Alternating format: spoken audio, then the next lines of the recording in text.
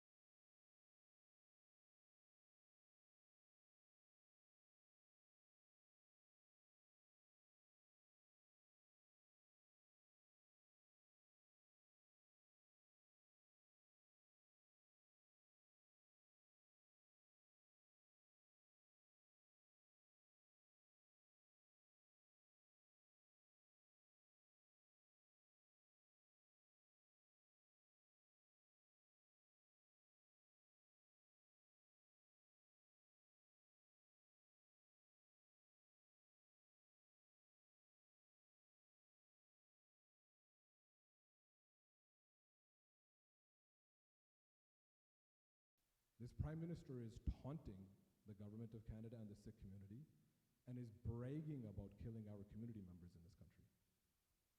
Ajit Doval, who's India's national security advisor, was one of the individuals that was invited by Mark Carney and this government to attend the G7 in Kananaskis, to participate in that meeting, even though his photographs and his videos and in the press release says he wasn't mentioned.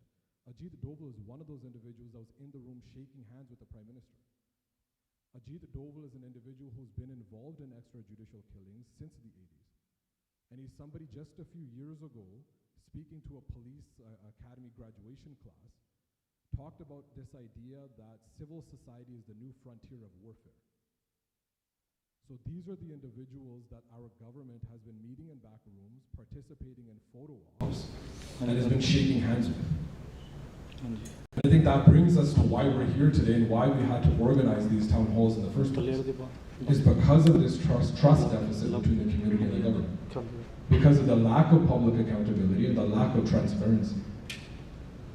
So ਅਖੀਰ ਦੇ ਵਿੱਚ ਮੈਂ ਜਿੰਨੇ ਵੀ ਵੀਰ ਭੈਣ ਇੱਥੇ ਪਹੁੰਚੇ ਹੈਗੇ ਤੁਹਾਡੇ ਚਰਨਾਂ 'ਚ ਇਹੀ ਬੇਨਤੀ ਕਰਨਾ ਚਾਹੁੰਦਾ ਹਾਂ ਵੀ ਇਹ ਜਿਹੜੀ ਟਾਊਨ ਹਾਲਸ ਦੀ ਲੜੀ ਜਿਹੜੀ ਆਪਾਂ ਤੋਰੀ ਹੈਗੀ ਹੈ ਪਿਛਲੇ ਹਫ਼ਤੇ ਬ੍ਰੈਂਪਟਨ ਦੇ ਵਿੱਚ ਵੀ ਆਪਾਂ ਇਕੱਤਰ ਹੋਏ ਹਾਂ ਕੱਲ ਕੈਲਗਰੀ 'ਚ ਪ੍ਰੋਗਰਾਮ ਸੀਗਾ ਅੱਜ ਸਰੀ ਦੇ ਵਿੱਚ ਹੈਗਾ ਇਹ ਆਪਣੇ ਆਉਣ ਵਾਲੇ ਸਮੇਂ ਦੇ ਵਿੱਚ ਇਹ ਆਪਣਾ ਇੱਕ ਕਦਮ ਹੀ ਹੈ ਇਸ ਪਾਸੇ ਨੂੰ ਕਿਉਂਕਿ ਇਹ ਇਹੋ ਜਿਹੇ ਪ੍ਰੋਗਰਾਮ ਸਾਨੂੰ ਤਾਂ ਵੇਖਣੇ ਪਏ ਕਿਉਂਕਿ ਜਿਹੜੀ ਸਰਕਾਰ ਦੀਆਂ ਨਾਕਾਮੀਆਂ ਹੈਗੀਆਂ ਵੀ ਸਿੱਧੇ ਹੋ ਕੇ ਇੰਡੀਅਨ ਇੰਟਰਫੇਰੈਂਸ ਤੇ ਟ੍ਰਾਂਸਨੈਸ਼ਨਲ ਰਿਪਰੈਸ਼ਨ ਨੂੰ ਟੱਕਰਨ ਦੇ ਵਿੱਚ ਜਿਹੜੀ ਡਰ ਕਹਿ ਲਓ ਜਾਂ ਇਹਨਾਂ ਦੀ ਸੈਲਫ ਇੰਟਰਸਟ ਕਹਿ ਲਓ ਜੋ ਵੀ ਹੈਗਾ ਇਹਦੇ ਕਰਕੇ ਸਾਨੂੰ ਇਕੱਠੇ ਹੋਣਾ ਪੈ ਰਿਹਾ ਪਰ ਇਹ ਜਦੋਂ ਆਪਾਂ ਇਤਿਹਾਸ ਤੇ ਝਾਤ ਮਾਰਦੇ ਸਿੱਖਾਂ ਦੀ ਵਿਰਾਸਤ ਵੀ ਇਹ ਹੈ ਵੀ ਜਦੋਂ ਵੀ ਕਿਸੇ ਵੀ ਮੁਸੀਬਤ ਦਾ ਸਾਹਮਣਾ ਕਰਨਾ ਹੈਗਾ ਵੀ ਕਿਸੇ ਵੀ ਮੁਸੀਬਤ ਨਾਲ ਟੱਕਰ ਦੇਣੀ ਹੈਗੀ ਆ ਕਿਸੇ ਵੀ ਸਮੱਸਿਆ ਨਾਲ ਆਪਾਂ ਨਜਿੱਠਣਾ ਹੈਗਾ ਉਹ ਆਪਾਂ ਆਪਣੇ ਤੌਰ ਤੇ ਆਪਣੀ ਸੁਤੰਤਰ ਸੰਸਥਾਵਾਂ ਤੇ ਗੁਰੂ ਸੰਗਤ ਦੇ ਆਸਰੇ ਤੇ ਆਪਾਂ ਕਰ ਰਹੇ ਹਾਂ ਮਹਾਰਾਜ ਦਾ ਵੀ ਫਰਮਾਨ ਹੈਗਾ ਆਪਣ ਹੱਥੀਂ ਆਪਣਾ ਆਪ ਹੀ ਕਾਜ ਸਵਾਰੀ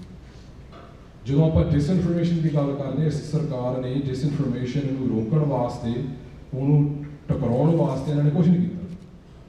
ਆਪਣੀ ਜਥੇਬੰਦੀ ਨੇ ਲਾਮਬੰਦ ਹੋ ਕੇ ਇੰਡੀਅਨ ਡਿਸਇਨਫੋਰਮੇਸ਼ਨ ਨਾਲ ਦੀ ਟੱਕਰ ਦਿੱਤੀ। ਜਦੋਂ ਇੰਡੀਅਨ ਸਰਕਾਰ ਨੇ ਆਪਣੇ ਨੌਜਵਾਨਾਂ ਨੂੰ, ਆਪਣੇ ਆਗੂਆਂ ਨੂੰ ਨਿਸ਼ਾਨੇ ਤੇ ਲਿਆ ਤੇ ਆਪਣੇ ਸਿੱਖਾਂ ਨੂੰ, ਆਪਣੇ ਵੀਰਾਂ ਨੂੰ ਡਿਊਟੀਜ਼ ਟੂ ਵਾਰਨ ਮਿਲੀਆਂ, ਸਰਕਾਰ ਨੇ ਉਹਦੇ ਬਾਬਤ ਕੁਝ ਨਹੀਂ ਕੀਤਾ, ਸਿੱਖਾਂ ਨੂੰ ਆਪ ਆਪਣੀ ਲਾਮਬੰਦੀ ਕਰ ਦਿੱਤੀ।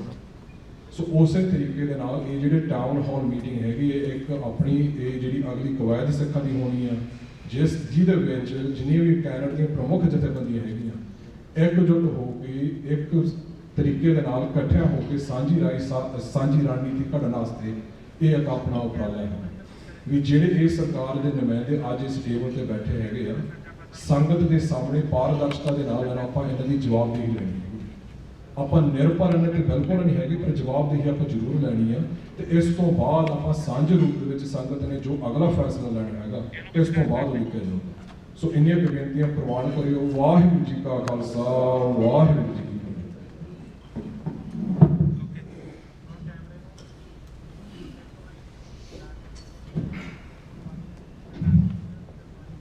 Thank you, Prabhajit Singh, for providing some much needed context and setting the tone for the discussion in the town hall that we're about to have. Now I'd like to welcome to the stage Danish Singh, who is the National President of the World Sikh Organization of Canada, to share a few words with all of you.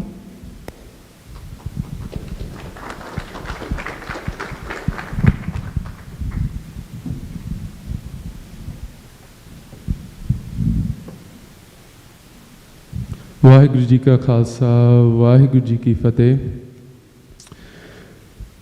We've been talking a lot about extortions across the country. There have been a couple of town halls locally as well. It's been across news headlines across the country. But we were surprised to see that the narrative of the government of India was almost entirely missing from these conversations. Even after 1 year ago, the RCMP made the announcement that the agents of government of India are involved in these extortions, in this criminal activity. And so it was really surprising that it was entirely missing. So it wasn't in any government briefings, it wasn't in local conversations. Media covered stories here and there, but other than that, we didn't see it. So, you know, we asked some elected officials, you know, why aren't you talking about this? You know, the Bishnoi gang was listed as a terrorist entity. And in that announcement, no mention of India. There have been trade talks, there have been other diplomatic relations, no mention of transnational repression. So we asked them, why isn't this being talked about? And one of the answers we got, which we were surprised, was, you know, we talked to voters about extortions and this criminal activity, and no one's really bringing it up that much. And I'll get back to that, but okay, so you go to the voters and you go to the victims of extortions and like, why aren't you bringing it up? And what it came down to is people are afraid. And that's part of the goal of this whole campaign, is to create this culture of fear. You know, this is the third town hall that we're doing today in Surrey. We just did Brampton and Calgary, and when we went about organizing these, we were apprehensive. What, like, in this culture of fear, will people be able to get past that and come out to these events? Because even showing up to these events can put a target on your back. And, you know, in Brampton and Calgary, we had a huge response. But I can say, looking out here, it might have had an effect. You know, and it's not surprising, is this is where Hardeep Singh Nijjar was also assassinated. And we just got news of another extortion shooting this morning. Right here in Surrey is actually a place I've been to a couple of times. And so the question comes down to, if there's this culture of fear and, you know, the victims won't talk about it, and so the politicians won't talk about it, so where does that leave us? Are we, in a sense, left to our own devices to tackle this issue? And sure, there have been actions on task forces and addressing the police side of the issue, which is really important, and we need that. But if we don't tackle the root of it, it's like trying to get rid of a weed. Like if you keep cutting the top off, it's going to keep growing back. And if you don't address the root and you don't talk about it, then how will things ever get better? And, you know, if you take that to the logical extension, if our community, in a sense, is left to our own devices and getting duties to warn and being told you got to do what you got to do and not getting any support around that, where does that leave us? And so that's why it's really important to come to these events and take part in this conversation and name the issue. Because naming it is the first step. And then we can look at what are other solutions, what are other actions we can look at. But if we don't name it, then we're just sitting ducks, essentially. So I hope that's part of the conversation we bring here today. And I thank all of our elected officials and public safety officials for joining us today. Thank you. Vaheguru Ji Ka Khalsa, Vaheguru Ji Ki Fateh.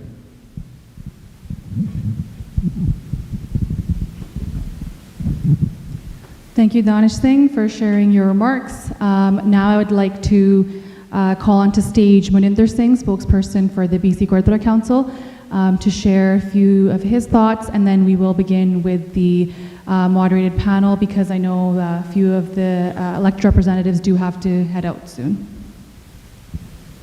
Maninder Singh.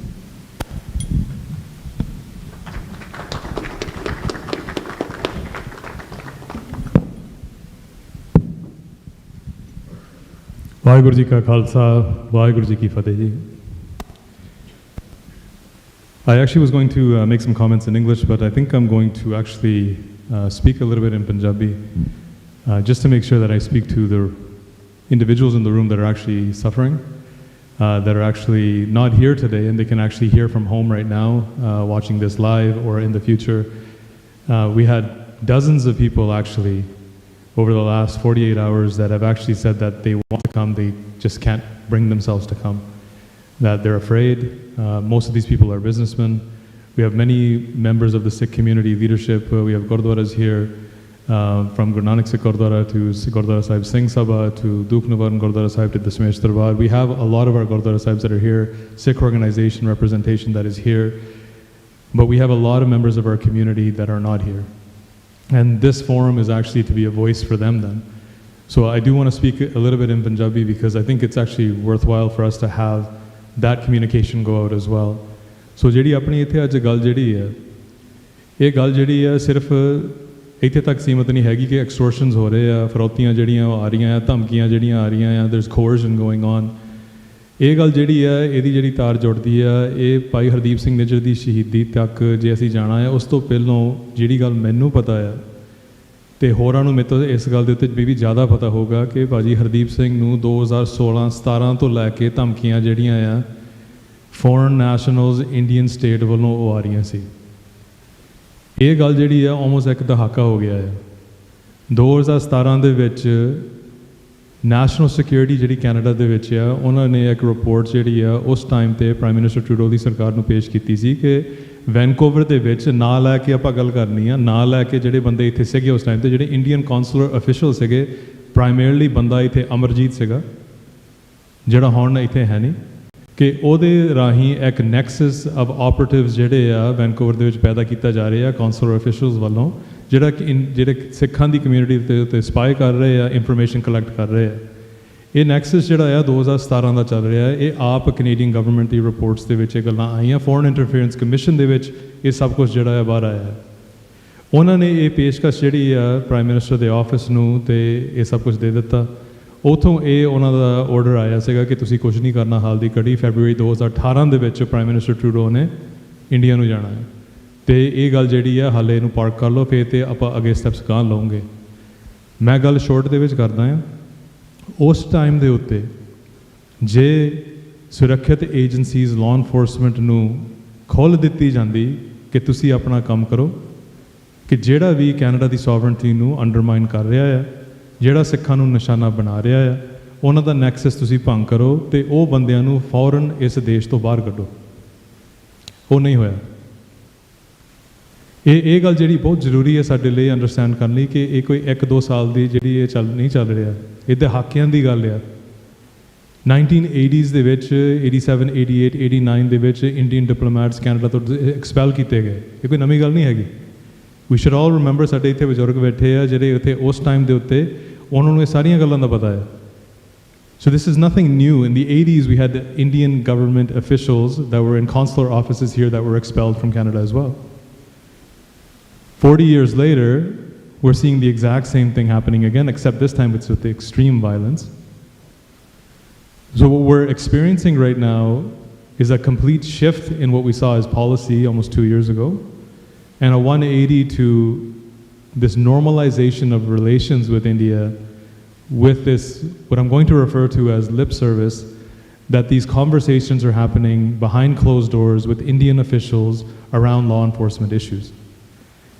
When you have the new ambassador from India, this Dinesh Patnaik, arrive in this country, and the first week he's here, go on live TV, national news on CTV, and state that this is not an Indian issue, this is a Canadian issue. So what are the conversations that are happening in the background and people's lives are at risk when you have the highest official from the Indian government that's sitting in Canada stating that there is no issue? The issue is actually a Canadian issue. The issue is exactly what Prabhat Singh stated from here, is that India manufactures violence in Canada. India has been doing it for years. Prime Minister Trudeau opened this up to a conversation in the Foreign Interference Commission. And it actually proved in that commission that this is actually, India is the #2 actor in foreign interference in Canada behind China, but India has no equal when it comes to exerting violence here. So when all of this is in front of us, we have, in July of 2022, the first duty to warns of imminent assassination were provided to Bhai Hardeep Singh Nijjar, to myself, to 3 other individuals in Surrey who we don't really talk about because they have not actually come forward themselves. But 5 individuals received those warnings at that time. Subsequently after that, that number has grown to anywhere from 15 to 20 that we've mapped out across the country in the last 2 years, that these are the duty to warns that Sikh activists are still facing. The separation of transnational repression and transnational violence, this term we're hearing now, is deeply actually disturbing to the Sikh community. Transnational violence through either mob syndicates or crime syndicates would actually put the entire blame on the shoulders of somebody like a Bishnoi. And as I've stated before, Bishnoi is one hand on the 100-hand demon that is India. He can be replaced at any time, they can use anyone they want, but how do you have a guy that's sitting in a maximum security prison in India directing a syndicate that's operating in Canada? How does the Indian government not know? How do they not stop him?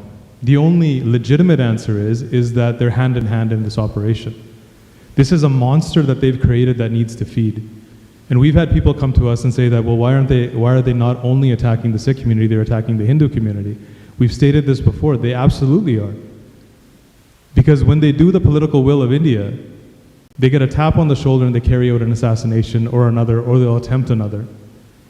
And in between time, they have no religion, they have no faith, they have nothing. So they'll attack anyone. Just like at 2:30 a.m. this morning, when an individual on the 8,000 block of 120th Street in Scott Road, his business was shot up. He received phone calls on WhatsApp and other places from numbers that are coming out from Europe and other places, the usual MO that these organizations use. And this individual is extremely afraid for themselves and their family. But this is not stopping. We hold a town hall, 5 more shootings happen. So these town halls are just one way of gathering people once. They're not going to keep happening. They shouldn't keep happening. You can't have the same conversation over and over again and expect different results when you have the elected officials that are sitting with you on these tables, or you're lobbying them in Ottawa and they know exactly what's going on. But we must have some type of problem if we're not actually getting to the root of the problem. That our approach somewhere is failing. And this gathering here, we should make no mistake that this is not the end. This is actually just the beginning. Mr. Patnaik came here and made his comments. We saw Mr. Jaishankar arrive in Niagara Falls for the Foreign Affairs meeting under the G7. Before that, we saw Mr. Modi arrive in June. Everything is being layered towards Mr. Carney, attending India and setting up a free trade agreement. Everything is being traded when it comes to human rights for basically trade relations. And if somebody comes to us and says that that's not the case, that's how it feels. That's the perception. And if you look at everything that's happening around us, it's the lived reality of those people, including people that are on sick activists that have duty to warn, and including those that are being extorted day and night. So I do want to get to the individuals that are on stage here and the moderated questions, and I will say this, emotion is always okay. That when you speak here today, we don't want to limit people from speaking, we want people to get their questions out. It's very important that people that are here are actually heard. Emotion is always okay, belligerence is not. The conversation has to remain respectful. One thing we can respect is that the people that are on this stage today, they actually came. We sent dozens of invitations out, so the people that actually showed up today still deserve the credit that they actually showed up. And they're elected officials and they still showed up. And they know it's going to be a tough conversation. I was in Calgary yesterday, it was a tough conversation. Brampton was a tough conversation. Today will be a tough conversation, but that's why they're here and that's why you're here as well. So in closing, what I want to point out to everyone here is that this is not by any means the end of the road. Everything is going to fall back onto our shoulders. How far we take this is up to us. If we let this go because another issue comes up, the community forgets too quickly as well. The one thing we have when this issue is that the bullets that keep getting fired are not going to let us forget. And if we lose one more life in this, it's one too many. We've lost too many already. And I'm not just talking about Bhai Hardeep Singh Nijjar. Bhai Hardeep Singh Nijjar lived his life very publicly. Bhai Hardeep Singh Nijjar was a strong advocate for what Sikhs believe in when it comes to Khalistan, our independence, our sovereignty. And we have the right to speak about those issues under the Charter of Rights and Freedoms. But when we're exercising our charter rights, and we're being silenced in this country for exercising those charter rights, and then our government is going to go and sign deals with the very people that are actually boasting about these assassinations in their own country, where does that leave us? What place do we have in this country? That is a question that a vast majority of young Sikhs across the country that we're hearing are asking, that are our lives that expendable, that a few trade deals with India and we're going to actually shake hands with the very monster that's out to kill us. And I think that has to be the fundamental underlying question today. Where are the extortions coming from? The extortions are not happening in a vacuum. Transnational repression is the ultimate root of this cause, of this problem in Canada. It is not just extortions and violence that are coming out of nowhere. This is a coordinated attack on the Sikh community. It's a coordinated attack on Canada's democratic institutions through foreign interference, and it's a coordinated attack on Canada's sovereignty through transnational repression. I look forward to the conversation. ਆਪ ਜੀ ਦਾ ਬਹੁਤ-ਬਹੁਤ ਧੰਨਵਾਦ ਇੱਥੇ ਪਹੁੰਚਣ ਦਾ। ਨਾਲ ਤੁਸੀਂ ਆਪਣੇ ਇੱਥੇ ਆਪਣੇ ਸਵਾਲ ਵੀ ਪੁੱਛਣੇ ਆ। ਸਵਾਲ ਪੁੱਛਦੇ ਆ, ਆਪਾਂ ਜਿਹੜਾ ਆਪਣਾ ਇਮੋਸ਼ਨ ਆ ਉਹ ਜ਼ਰੂਰ ਇੱਥੇ ਦਿਖਾ ਸਕਦੇ ਆ, ਪਰ ਆਪਾਂ ਸਹਿਜ ਦੇ ਨਾਲ, ਰਿਸਪੈਕਟ ਦੇ ਨਾਲ, ਸਤਿਕਾਰ ਦੇ ਨਾਲ ਇਹ ਸਾਰੀ ਜਿਹੜੀ ਆ ਗੱਲਬਾਤ ਇੱਥੇ ਰੱਖਣੀ ਆ। ਬਹੁਤ-ਬਹੁਤ ਉਹਨਾਂ ਭੁੱਲ ਚੱਕਣ ਦੀ ਖਿਮਾ। ਵਾਹਿਗੁਰੂ ਜੀ ਕਾ ਖਾਲਸਾ, ਵਾਹਿਗੁਰੂ ਜੀ ਕੀ ਫਤਿਹ।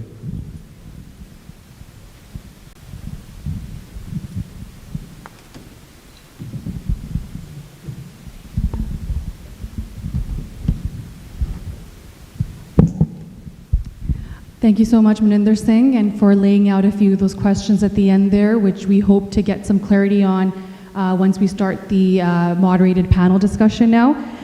So we will begin with the moderated discussion. Like I said, Prabhjot Singh from Sikh Federation will be moderating. I'll be moderating as well. And now I'm going to pass it on to Prabhjot Singh, who will explain just the ground rules for the discussion, and then just lay out how that will run out. Thank you. Yes, thank you, Gurpreet. And so before we get started, like Gurpreet mentioned, just in terms of housekeeping, just to be respectful of everybody's time, including the community members that are here today, we're going to ask direct questions to each of the individual panelists, and we're going to ask everybody to respect time within about under 2 minutes for your response, and ensuring that your answer is relevant directly to the question that's asked. We will open it up if any panelists want to follow up or respond to the initial answer. We're okay with that. But again, keeping that answer very limited and focusing on actually being relevant to the concerns and the question that's being asked. And lastly, I know some of the members on the panel have to leave earlier at some point than the program is ending. So I just ask that if you silently, quietly, you can step out. Everybody understands, and that's okay, but just not disrupting the program. So the first question, I think when we're talking about public safety, something that's at the forefront of everybody's minds, one of the steps that was recently taken to actually address this extortion crisis, the transnational repression, which is a prescription of the Lawrence Bishnoi gang as a terrorist entity in Canada. And it was a very welcome step. It is an important first step to give law enforcement certain tools to be able to actually enforce laws and actually stop and disrupt this gang from operating with impunity in Canada. But my question is to MP Surrey or MP Baines, either of you can answer the question, is when the Deputy Foreign Affairs Minister of this country appears before a parliamentary committee and says that it's Amit Shah that's directing this gang, that is giving the orders to actually enact this violence in Canada, what concrete steps is the government actually taking to ensure the public accountability of those officials? And we've heard a lot of, frankly, fluff from different representatives and different press statements at different times. This is not a law enforcement issue. When we're talking about the political accountability and public accountability of government officials, that's not something that the RCMP is going to do. That's going to be something that the Government of Canada and Global Affairs Canada is going to do. So what concrete steps are being taken to hold Amit Shah, Samantha Goyal, who's the chief of RAW, Dinkar Gupta, who's the head of NIA, Vikash Yadav, who was the RAW agent who orchestrated some of the assassinations, and the other officials that are involved in this entire wave of violence? What concrete steps are being taken? First of all, Waheguru Ji Ka Khalsa, Waheguru Ji Ki Fateh. Thanks for having us. I want to thank World Sikh Organization, Sikh Federation, and the Council of Gurdwaras of British Columbia for holding this. This is very important. It's not to be taken lightly, and we're all here, my colleagues Parm Bain, Sukh Dhaliwal, and Don Davies from the NDP as well, because we know this is an important issue, an extremely important issue of national precedence, and that's why we've been here. We've participated in every one of these. I think Sukh Dhaliwal just came back from the Calgary. We had our members of parliament from Brampton and the region in Brampton. So in that regards, look, what you're asking is actually a law enforcement, a national law enforcement issue, so I cannot comment on what law enforcement is actually doing. I can say from the last government that I was part of to this government that we're part of, we have highlighted transnational aggression in the most extreme light. We've had our National Security Advisor, our Deputy Foreign Minister, RCMP Commissioner, the Director of CIA, CSIS, all fly, meet India, meet with their counterparts, express as openly, and I think you've all shared it. I'm not going to repeat what has been done in the last government. As to the G7, Prime Minister Carney's, because it's Canada's presidency of the G7, he has the ability to set the agenda for the G7, and the first item on the agenda of the G7 for the 7 countries was to end transnational aggression and using all the tools, including cybercrime, others, etc., to combat that. So that was the format on which any invite was given. So it just shows you that the first paramount importance for Canada was to fight transnational aggression, and that's why it was the #1 issue on the G7. Post that, we've had the same Mr. Morrison, Deputy Minister of Foreign Affairs, has gone and met with his counterparts there. Our National Security Advisor has also met with the foreign counterpart there, and my understanding, and I have to rely, just like our mayors rely when their police commissioners tell them that they're working on a law enforcement issue, I have to rely that our police commissioners and our law enforcement agencies, including the security agencies, have the assurances or the framework for which they can get the law enforcement engagement that they require. Time will test that. I'm sometimes a skeptic like many of you, but I think that's about the best I can say, that we have those commitments and we have to rely on those, and that has been a commitment from our request and a demand from many colleagues in our Sorry, party. I'm just going to cut you off there just because of the time. I want to point out again, like I said in my initial question, it's not true that this is a law enforcement question. This is a political question. We're not talking about a criminal prosecution. We're talking about holding Indian government officials publicly accountable for their violence. So brushing this off and trying to mislead the community to say that this is a law enforcement issue is not appreciated by the community, and it's not true. If Global Affairs Canada or the government of Canada want to hold an Indian government official accountable, there's a number of means in their toolbox. We PNG'd different Indian diplomats, we expelled them from the country. In other cases, the government of Canada has applied targeted sanctions on individuals, and there's a lot of other tools and means that the government can use.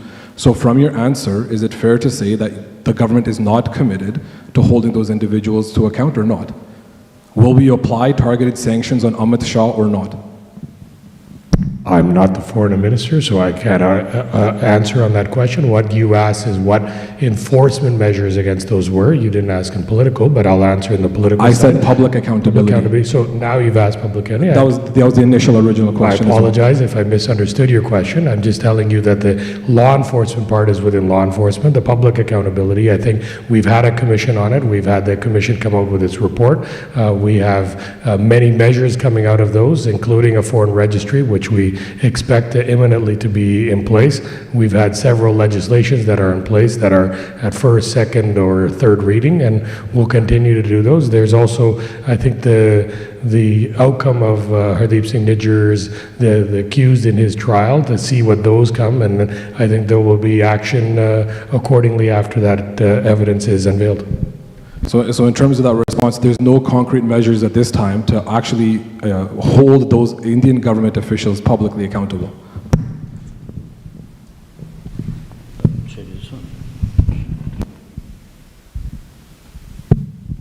Yeah, so maybe I can build a little bit on that. And first, I do want to also recognize WSO and your efforts, not only during this time, this difficult time of the community, but your decades of fighting for human rights and your advocacy for a long time with dealing with the transnational repression. I know that there was a mention of the 40 years. I'll go to that. First, I'll build on what MP Surrey said. So what I can say, or what we can say, is we know in order to make sure that sanctions or any diplomatic decisions are made, we need to ensure that we do have the evidence, of course.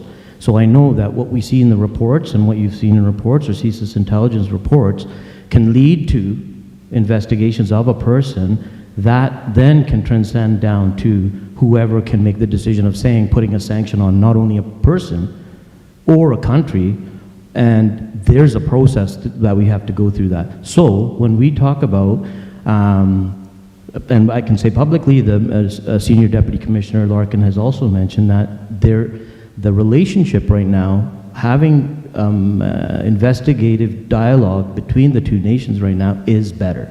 So we need to get to that better dialogue to ensure that we can share the information with them. And I know it's been reported, there's been 7 hours of investigative reporting that's been shared with India.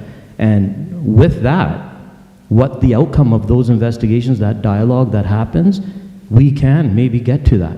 So until that, we follow that process and look at the process. When we talked about listing the Bishnoi gang, our Sikh caucus, the Federal Liberal Sikh caucus, asked for that many, many months ago. But we had to follow the process. There are laws in place, international laws in place. We follow that process, we get it right. We need to get it right. So to answer your question, if that is the case where Mr. Shah or others that are implicated in a lot of this dialogue, we have to have that dialogue with them, continue the investigation, show the evidence, and maybe that could be the outcome.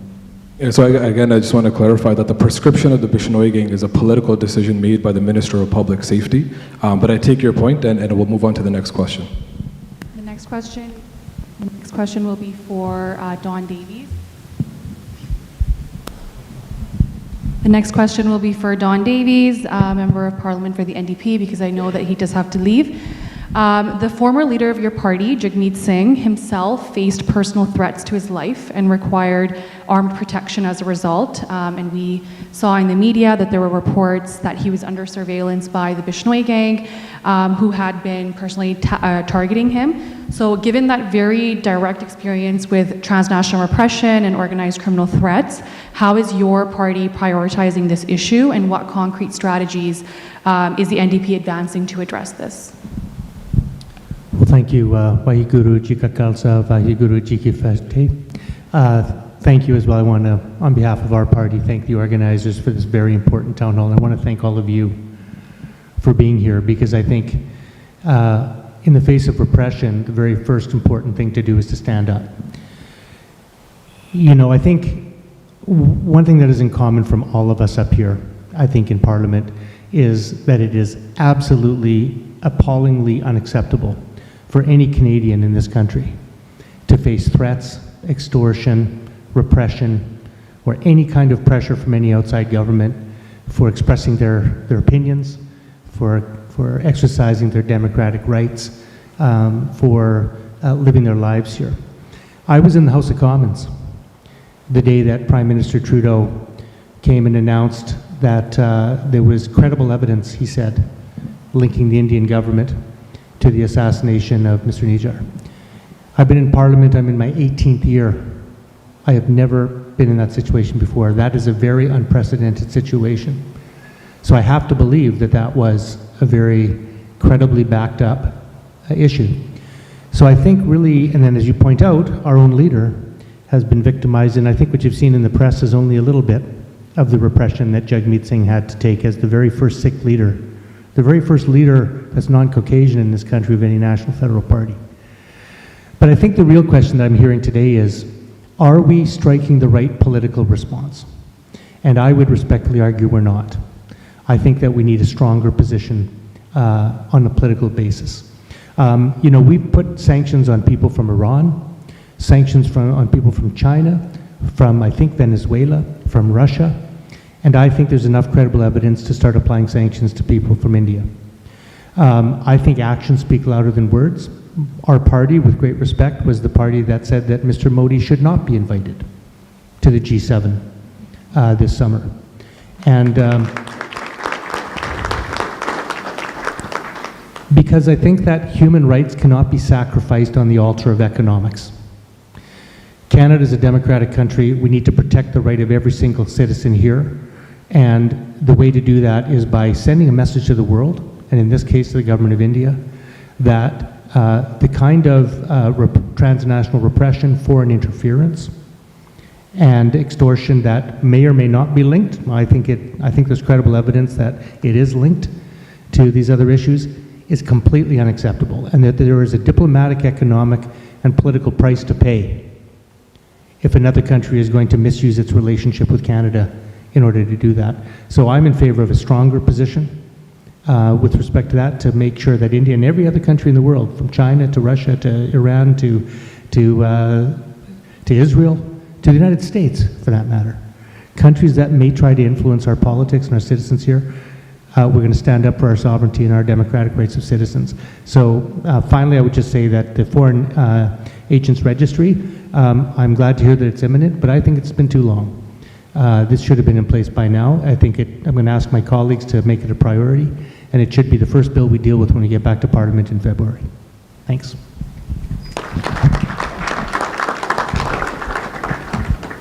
So the next question is to MP Baines and MP Surrey again.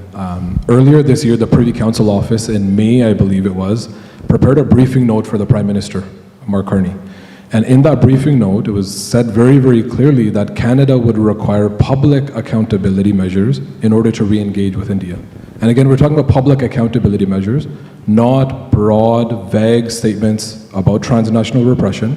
We're talking about public accountability for India's violence in this country. So despite that very clear briefing and commentary from the Privy Council office, why did your government fail to actually honor that or follow that advice and fail to translate that into actual public accountability measures? Look, I don't think the Prime Minister or the government failed in that regards. I mentioned it. It was the number one issue brought up in the G7 on the invite. It was the number one issue that Minister Anand, when the Foreign Minister met with her counterpart in India, that the public safety and security of Canadians is paramount, and if anything is to move forward, guarantees against transnational aggression must be upheld. So this has been a priority of the government. It has been something that the government has put forward before anything else moves, and I think the attempt on this regard is to move both things forward, to be able to hold India accountable for its actions, at the same time rebuild a law enforcement engagement which would keep Canadians safe, and at the third point also be able to maintain our trade ties in a very challenging times of trade tariffs and trade diversification around the world. So is it perfect? Probably not. I'm not saying the system is perfect. How they do it, governments, yes, they sometimes send diplomats back as a sign of opposition, which was done in Canada's case. When they're resumed under conditions. In this case, those transnational aggression and accountability measures were addressed and discussed, and I'm hoping will be upheld, and based on those are the ways that we're moving forward. But I also think your dialogue and the community's input is vital and important. This is something that the government looks and sees day to day, so these forums are the right vehicle and means by which you share your voice and share your fears and distrust or trust in the process, and I'm looking forward to hearing that and passing that forward.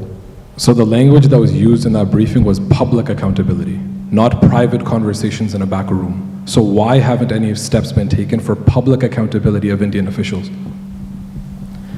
I can just add a little bit more on that. I think publicly, when you're seeing how do we make these things public, the questions are asked. These are difficult questions, and in every step, the Foreign Affairs Minister, International Trade Minister, everyone engaged in this dialogue has maintained that the things that you've asked for us are at the forefront of the discussion. And again, it's not just the political level of discussion. We have our law enforcement agencies, our national security agencies engaged through that process. It's hours and hours of discussions that have taken place, and that's maintaining. Thank you very much. I'm going to address the next question to MP Dhaliwal, and then I would love to hear from Chief Lipinski as well. We heard from Danish Singh Maninder Singh about the duty to warns. There have been numerous Sikh activists in the community that have been receiving these over the years. And we have heard from one such individual who, when brought this to a police representative, was told that there's nothing that they can do and you have to do what you got to do, which is an unacceptable answer to somebody receiving a duty to warn that their life is an imminent threat of assassination. The current system, it forces two choices on activists, either to retreat from public life or to face the public with no protection for their safety.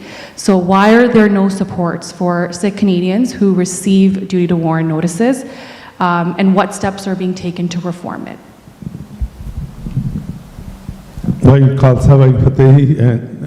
I was there in Calgary yesterday, so I faced all those questions that Randeep and Mr. Baines is facing today.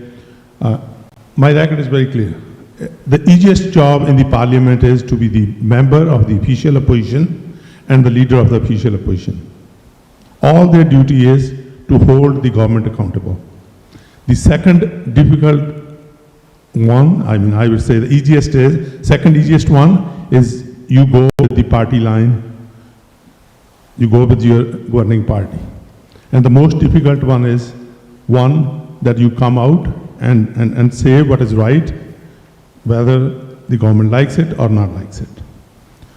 On these issues, one thing I want to tell you, because you asked for public accountability, and I would love to address that. You know, we got to have a public accountability.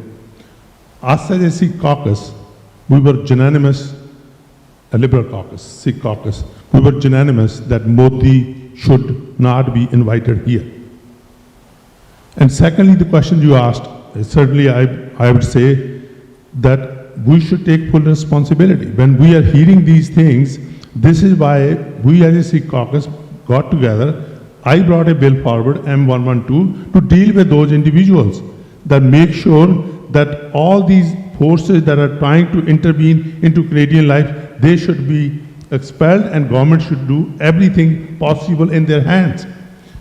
Government brought in a bill, so basically there was a positive direction, C-70 in the previous parliament, which every other member of parliament supported, and that became a law which gave CSIS and police more forces or more resources to deal with this. But now it comes when that situation happens, us as a government should take full responsibility, and because it is our duty. It's not only the priority, it is duty that we should make sure that all those individuals that are a threat, whether it was the leader of the NDP or certain individuals that are sitting in this room, we should take a full responsibility, and I would love to see my other colleagues work with me and the official opposition. And you will see the worst part is the official opposition is not speaking on this because they are not willing to hold the government accountable as well, right, where it comes. The only reason is because the Indian government agents were involved in the leadership of PR Poilievre. In fact, I want to tell you my personal thing. I was going, and they've noticed that I was very mad in the parliament. I have to mention this. PR Poilievre sent his MP to threaten me that if I don't shut up, we will start running negative ads against you. And they did. This is how the official opposition is dealing with this issue. In fact, they should be the one who should be coming out here as well. Just to bring it back to the question, are there any concrete reforms that the government is taking to address the duty to warn situation, which is currently going unchecked? I can quickly mention on the duty to warn, because the concrete steps you may have seen just recently in a few weeks behind, was it a couple weeks ago, that all levels of government, municipal representatives, everyone came together, and the most concrete step right now that was taken on that was the victim services piece. So there's funding and resources going there because we've heard from the victims, people who maybe make a call to the police, they've been a victim of a call or a threat of some sort, and they're not hearing back. So there's funds that were allocated towards that, and all of our agencies, and I can maybe have our police chief here that's here could maybe speak to a little bit more about that. But I did want to build just very quickly on some other concrete steps. Keep in mind, and I remember our brother earlier mentioned that this has been going on for 40 years. Keep in mind, our government is the first one to make reforms in 40 years. The CSIS Act had never been changed. It's an old law. We have to modernize our laws because the way we are being attacked by other nations, and I know MP Davies mentioned Iran and other nations, this threat that is happening and the way it's happening is a different way of things that are happening. So the C-70 bill, the Foreign Interference Act that was created, was also included new enforcement,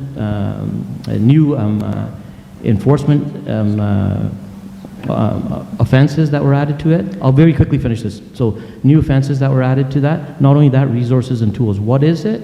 So signal intelligence, security of information, how is it shared? And that is how we got to a lot of these arrests with our allied nations and the Five Eyes and others that are working together on this, because that we need to tackle these things in different ways. Modern criminals, it's also leading to different criminal organizations, and different areas of investigations are leading to all sorts of transnational crimes. So I did want to build on. Thank you. I'd like to hear from Chief Lipinski on this. Yeah, good afternoon, everyone. It's good to see so many people here today. It certainly demonstrates unity of purpose. As a police chief, I totally understand the fear, the anxiety, the frustration in the community, and that's why it's a top priority for the Surrey Police Service. I'm here today joined with Deputy Chief Prosek, who's in charge of the investigations. We know that there's a task force that was formed. These extortion threats have been around for quite some time, but they spiked this last summer. And when the task force was formed, there's 5 agencies that take part in that. And why is that? Because we determined that there has been links between various cities in the Lower Mainland where these files have ongoing issues of trying to get to the accountability of those responsible. The Surrey Police Service also has a team working on this, and that gets to your question pertaining to safety planning. So we have people out every night really going into the communities, into those areas where the shootings have happened, and the protection that we provide ranges from some covert things that we do, which we don't discuss, and some overt stuff that you see, and that has a lot to do with police presence. In some cases, that means armed protection, and I won't get into details on that, but we feel we're starting to turn the corner. And in October, we had 11 shootings in Surrey. In November, we had 2. So far, this month, December, 2. So the reason is we believe we prevented a lot of the shootings. We prevented some of the, I'll say, criminal acts that go along with the shootings. We've disrupted. So we are standing shoulder to shoulder with you, and we will continue to put resources in this. And again, I'll just finish up by saying it's a top priority, and we are doing everything we can to protect all the residents and all the businesses. And that's a daunting task, as one can appreciate, just because of the number of files and number of residents and number of businesses. But we are making progress here. And the last thing I'll say is that the investigations with the task force are moving forward. There's been a total of 9 people have been charged. There will be more coming in the weeks and months ahead. I want to be standing there with you and working together to protect this community. There are 3 levels to this. There's the transnational that has been discussed quite a bit here. Very difficult. And that's why the task force is run by the RCMP, because they have connections right through Ottawa, and then it's a national security issue. Then there are, I'll say, local Canadian gangs involved in this. And then there's a few copycats that think this is a way to make money. So we're alive to all of this, and we continue to move the investigations forward, and we do everything we can to provide protection for the city. So अगला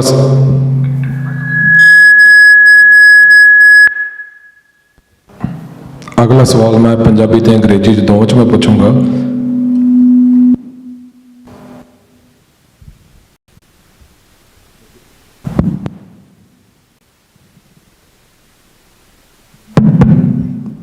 सो अगला सवाल मैं पंजाबी ते अंग्रेजी च दोवां च मैं पूछूंगा भी जदों आपां इस हिंसा की गल करते जदों सानूं पता भी इहदी जड़ इंडियन फॉरेन इंटरफेरेंस दे विच हैगी आ ते जदों आपां पिछले 10 सालां दी घटनावां ते जे आपां झात मारदे आ भी जदों 2017 दे विच सीसिस ने आइडेंटिफाई कर लिया सीगा भी Indian intelligence network Indian consul खाने दे विच ओह काम कर रहे सीगे अपने जाल फैला रहे सीगे। उस वेले सीसिस ने प्राइम मिनिस्टर्स ऑफिस नूं एक उन्होंने प्रपोजल पेश की सीगी भी जो इन्हां दे इंटैलीजेंस नैटवर्क्स का फैलाव हो रहा इन्हां नूं रोकण वास्ते आपां कोई कार्रवाई करना चाहुंदे आ। उस वेले प्राइम मिनिस्टर ऑफिस ने उन्होंने जवाब दिता भी आपां इहो जी कोई कार्रवाई नहीं करनी क्योंकि जिहड़ियां दालां आपां सस्कैचुअन तो आपां एक्सपोर्ट करनी इंडिया नूं उहदे ते माड़ा असर पऊगा ते जिहड़ी लिबरल सरकार दी उस वेले इंडिया दी फेरी आउण वाली सी उहदे ते भी माड़ा प्रभाव पऊगा। सो उहदे विच we have a very clear example जिथे ये जिहड़े अपने आर्थिक मफाद सीगे उन्हां ने ओवरटर्नड और overpowered foreign interference and domestic threats. जदों उस सारे घटनावां बारे पार्लियामानी कमेटी रिपोर्ट भी जारी हुई सीगी ਉਹਦੇ ਵਿੱਚ ਇੰਡੀਆ ਦੀਆਂ ਜਿੱਥੇ ਵੀ ਜ਼ਿਕਰ ਹੁੰਦਾ ਸੀਗਾ ਤੇ ਜਿੱਥੇ ਕੈਨੇਡੀਅਨ ਏਜੰਸੀ ਦੀ ਨਾਕਾਮੀਆਂ ਸੀਗੀਆਂ ਉਹ ਸਾਰਾ ਕੁਝ ਰਿਡੈਕਟ ਕਰ ਦਿੱਤਾ ਗਿਆ ਸੀਗਾ। It was blocked from public record. So ਉਹਦੇ ਸੰਬੰਧੀ ਕਮਿਊਨਿਟੀ ਨੇ ਇੱਕ ਆਵਾਜ਼ ਦੇ ਵਿੱਚ ਇੱਕ ਗੱਲ ਇੱਕ ਡਿਮਾਂਡ ਰੱਖੀ ਹੈਗੀ ਵੀ ਇੱਥੇ ਕੈਨੇਡਾ ਦੇ ਵਿੱਚ ਇੰਡੀਅਨ ਟ੍ਰਾਂਸਨੈਸ਼ਨਲ ਰਿਪਰੈਸ਼ਨ ਤੇ ਇੱਕ ਪਬਲਿਕ ਇਨਕੁਆਇਰੀ ਹੋਣੀ ਚਾਹੀਦੀ ਹੈ। ਸੋ ਸਾਰੇ ਪਾਰਟੀ ਦੇ ਨੁਮਾਇੰਦੇ ਨੂੰ ਇਹ ਸਵਾਲ ਹੋਊਗਾ ਵੀ ਤੁਸੀਂ ਇਸ ਮੰਗ ਦੀ ਪਬਲਿਕ ਇਨਕੁਆਇਰੀ ਦੀ ਹਮਾਇਤ ਕਰਦੇ ਆ ਕਿ ਨਹੀਂ। So just briefly in English for everybody's benefit, is that if we look at the evolution of transnational repression and Indian foreign interference in this country, we've seen a number of steps where the government has failed to act with transparency and properly inform Canadians about the threat from India and about the failure of Canadian agencies to actually combat and confront India's activities. Very briefly, in 2017, when CSIS identified Indian intelligence networks operating out of the Indian consulates in Ottawa and in Vancouver, they put forward a proposal to the Prime Minister's office to engage threat reduction measures to counteract these intelligence networks. The Prime Minister's office shut that proposal down because it was going to have a negative impact on trade ties with India. A political decision was made to the detriment of our community. When the National Security and Intelligence Committee of Parliamentarians published a report on this entire incident, every single mention of India and the failure of the Canadian government and decision makers to stop this threat was redacted and hidden from the public. So one of the reasons we have this massive trust deficit is because of the lack of transparency. And the community has for a very long time been calling for a public inquiry into India's transnational repression and violence in this country, because Justice Hogue also mentioned that this was not inside her scope at the previous commission. So my question to the representative from Surrey, to the provincial MLAs, one representative, if one representative from the Liberal Party federally, and if one representative, MP Davies, if you can all clarify what your position on this question is. Will you support a public inquiry into India's transnational repression in Canada?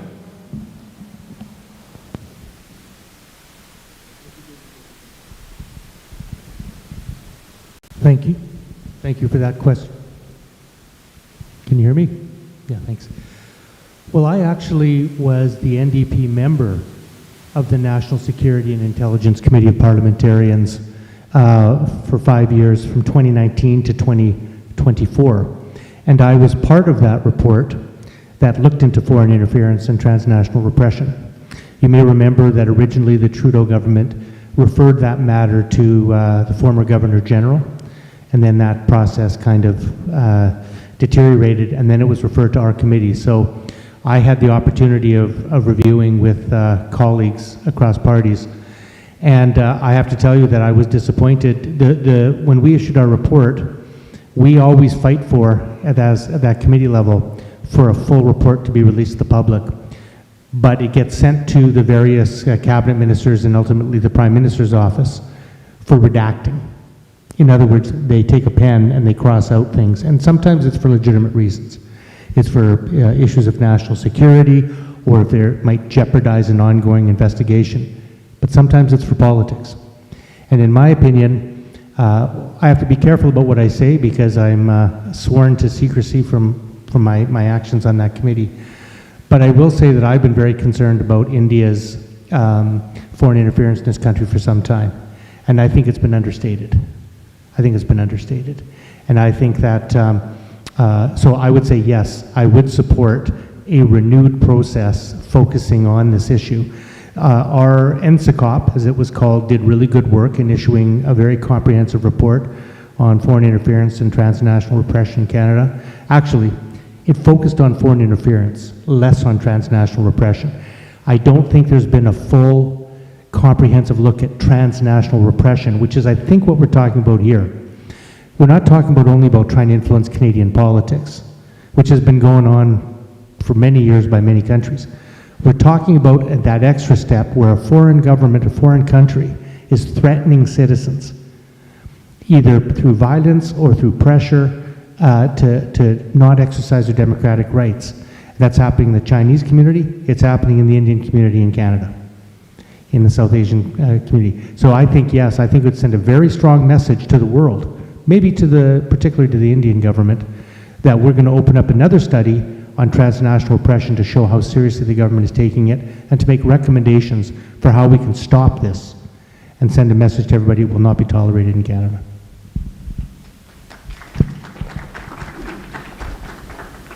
So I can speak to, I wasn't in government in 2017, I came in 2021, and I was on the ethics committee that studied foreign interference. It was a study that went well over 3 months, and in that committee, although the initial study motion that was put forward, we made sure, our side of the government, that we pushed to have India included in that study. So in the ethics committee, a lot of what I spoke about with the Bill C-70, those were recommendations we made to come out of that, which included focusing on transnational threats and how do we tackle the security of information that's being passed. As you know, most of the calls, the threats and things are happening from different applications, whether it's WhatsApp. So how do we combat that? How can we get signal intelligence involved? So those things, I won't repeat those were included in that. Those are part of the recommendations. And in that, with respect to the transnational threats, we had members of former directors of CSIS, others come in, and they talked about the different nations that do get involved in some ways copycat. So if Russia was a pioneer in using media and disinformation and misinformation. Sorry, just to interrupt and bring a little bit of focus back. The question is whether you support the public inquiry into India's transnational repression. I'm leading to it, but I think everybody should get the full information of the work that's been done. Because quite frankly, I'm seeing a lot of the time, people are saying we're not doing anything, so I'd like to explain that we are doing something, right? So if I can finish. So if you look at that work that's already been done, we have to keep building on that. So if another study, back to your question, is needed, then we will definitely look at it. We could present it to the ethics committee to say, look, the direction of the report, which was extensively studied, Justice Hope did a very extensive report. If it needs to lead to another report on this, what's taking place right now within the recent 6 months, and the heightened level of extortions and that, then a motion should be brought forward, and an ethics committee or other committees, whether it's a public safety committee, others should be studying it.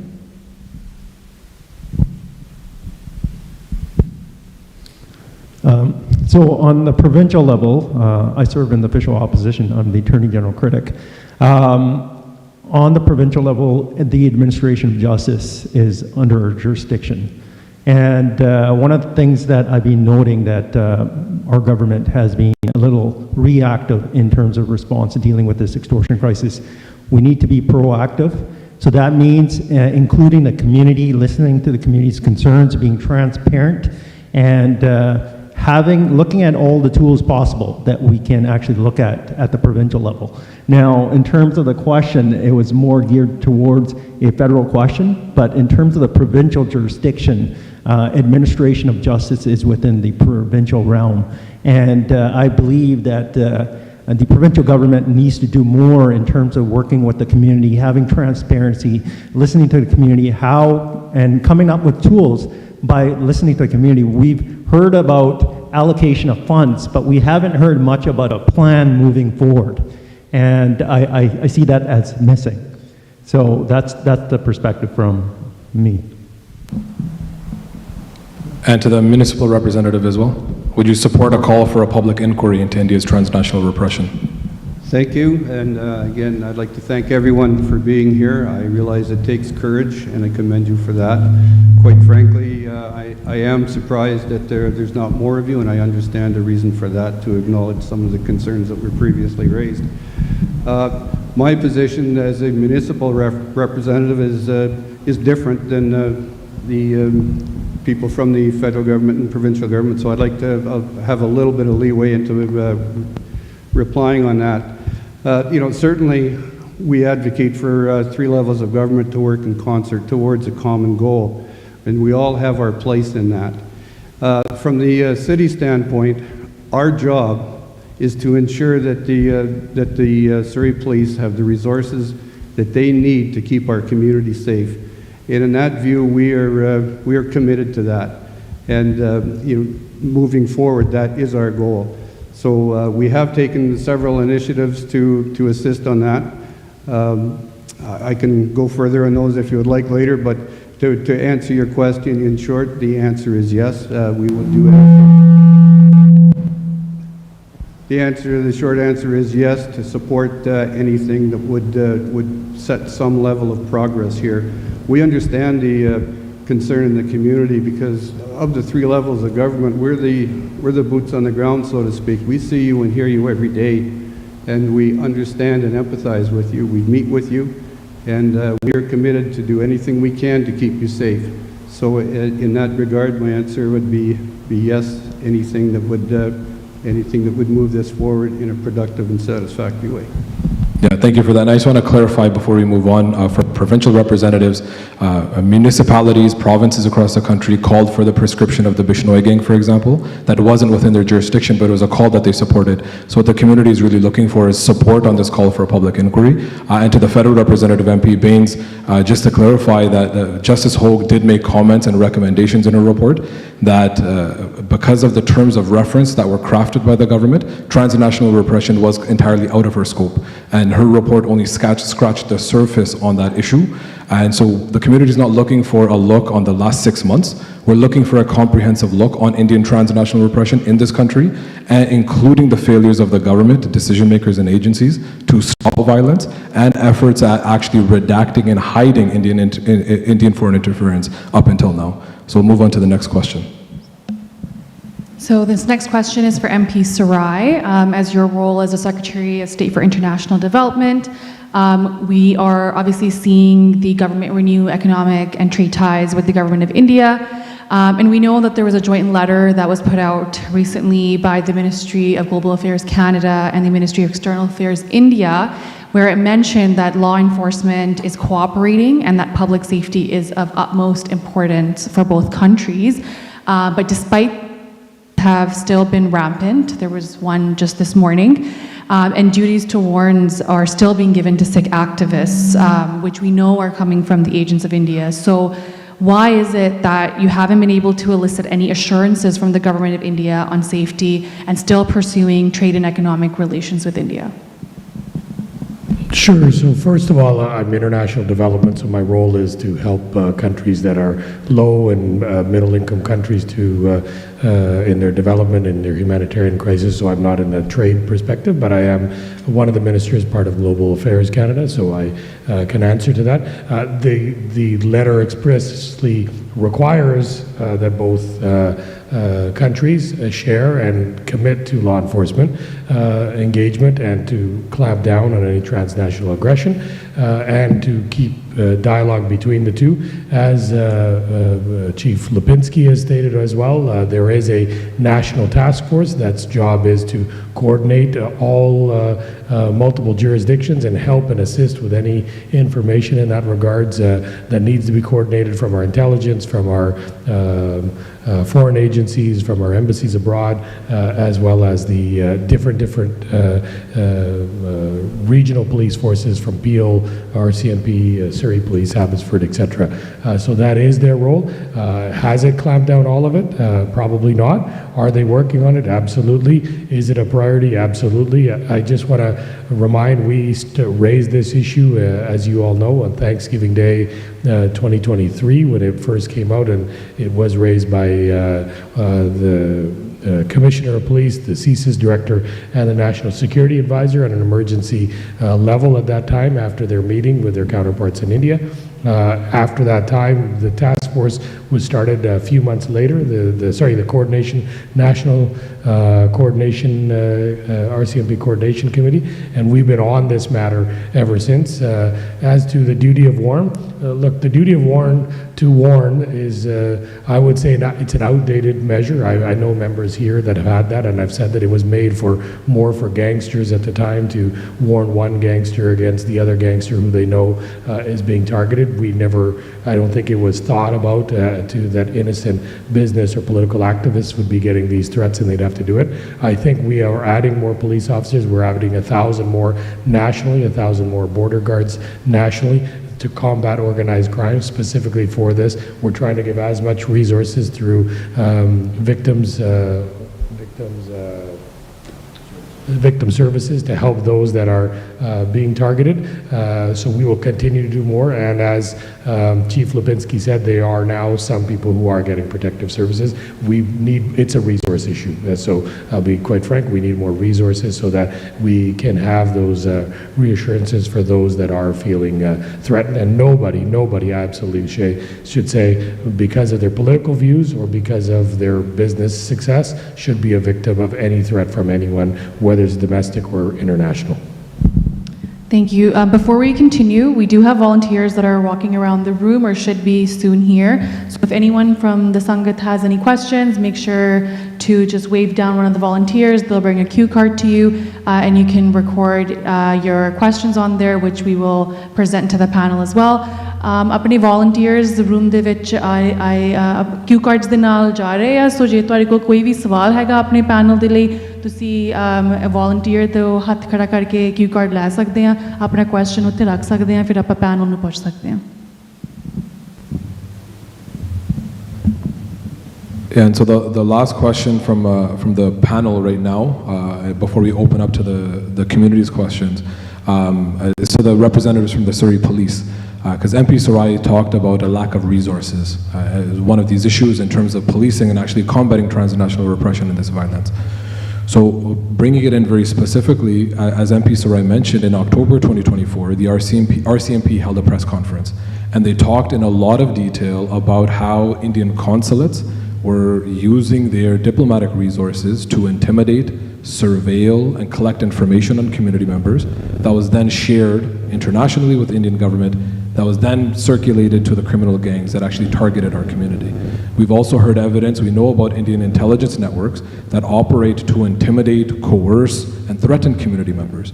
So can you talk about what resources Surrey Police actually has to actually combat the threat from Indian intelligence networks and diplomatic officials, and what resources or supports have you received from the federal government, or the lack thereof if that's the case? Yes, thank you for the question. So the RCMP is the federal jurisdiction. They work with CSIS, another organization. That's federal law, and they are essentially responsible for the offshore threats that we receive. What happens here in Surrey is that we get information from either the RCMP or other sources, and that we then formulate a plan for these victims, safety plans, and many times we change and alter and have to increase the safety plans for these people. At the present time, Surrey Police Service is adequately resourced. We could, of course, we'll take more resources if we can get them. But if we get more files, if it significantly spikes, then Surrey Police Service will need more resources.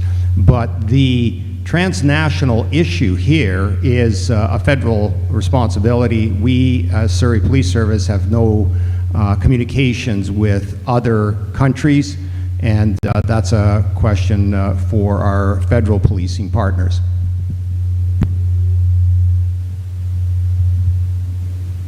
Thank you very much. We're going to take, we have a question from the audience, so I'm going to direct this to MP Dhaliwal first, and then MP Baines or MP Sarai can jump in too.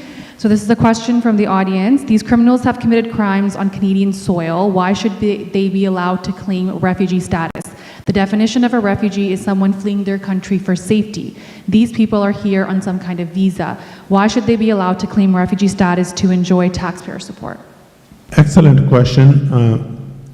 When we formed this new government, the first bill is always a finance bill. The second bill that came to the House was C2, which dealt with this issue. Because if the opposition, particularly the Conservatives, would have supported that, that bill would have passed by now, and that would have become a law. That deals with, one part of that law is making sure that the people who are here for a year should not be able to apply for asylum seeking. And the second one was giving a lawful access to the police. I mean, the police chief is here. Right now, if someone is making a call, they can't pursue, they have to take warrants.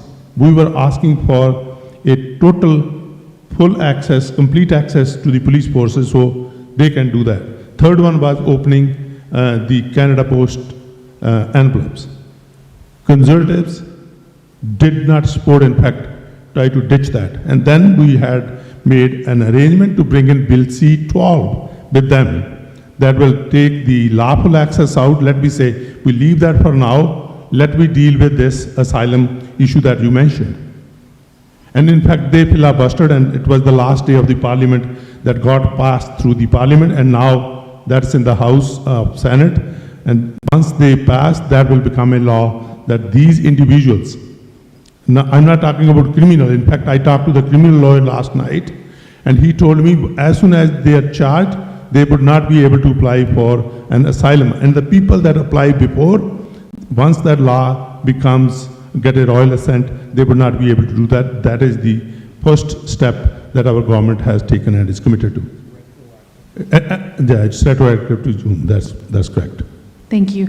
I know we are taking some questions from the audience as well, so I'm going to take it to some of our volunteers who can take a mic around to whoever wants to ask a question from the Sangat.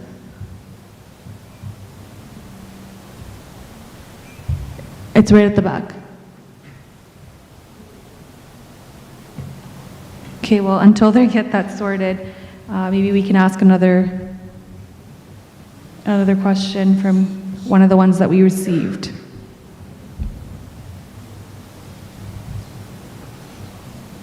Okay, we'll start with this one. Timing is everything. The right solution arriving way too late is not a solution. Where is the urgency on this? What can you do to increase urgency on this? So, yes, sure.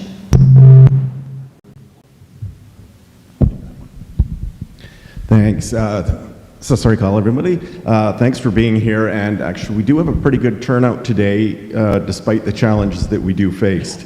But speaking of the urgency, that is an issue that our critic for the Attorney General and myself are bringing forward that we need to see dealt with. It is disappointing to see that we do not have the Solicitor General and Attorney General here today to address these things, but I actually want to go back to something that MP Dhaliwal said about being in opposition being easier. Now, I'm not going to defend the federal because I'm not following them. That's not our issue. But provincially, it actually has become a very difficult position for us because things have gotten so out of control that we now have to be the ones coming up with solutions and pushing them on a government that, of course, wants to push back on anything we push forward.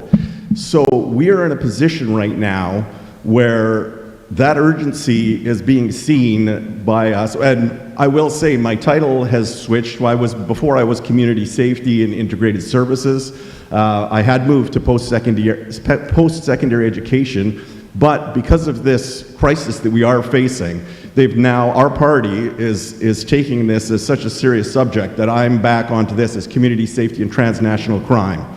We are going to deal with it at a local level, a provincial level, so we still leave as much as we can to the federal level because I do believe in that separation of jurisdiction. We will push forward, you mentioned that earlier, for looking for answers from the federal government as well through both the opposition and the governing party. We want transparency from every level of government, and that is the key. So whatever brings us the transparency of what's going on out there, because clearly we all know there's very little transparency coming out right now. I work with MP Dhaliwal quite often. We're at a lot of events together. We talk about solutions that we can come up with. I know he's bringing them back to Ottawa. I'm bringing them back to Victoria, what we can deal with, and there are a lot of solutions that need to be pushed forward. I don't want to take too much time. If we go into those a little bit later, we will talk about some solutions, or would you like me to go into a little bit more right now? I think we can delve in a little bit later. Okay, we'll do. I'll leave it at that. Are we ready with the question? Yes, okay.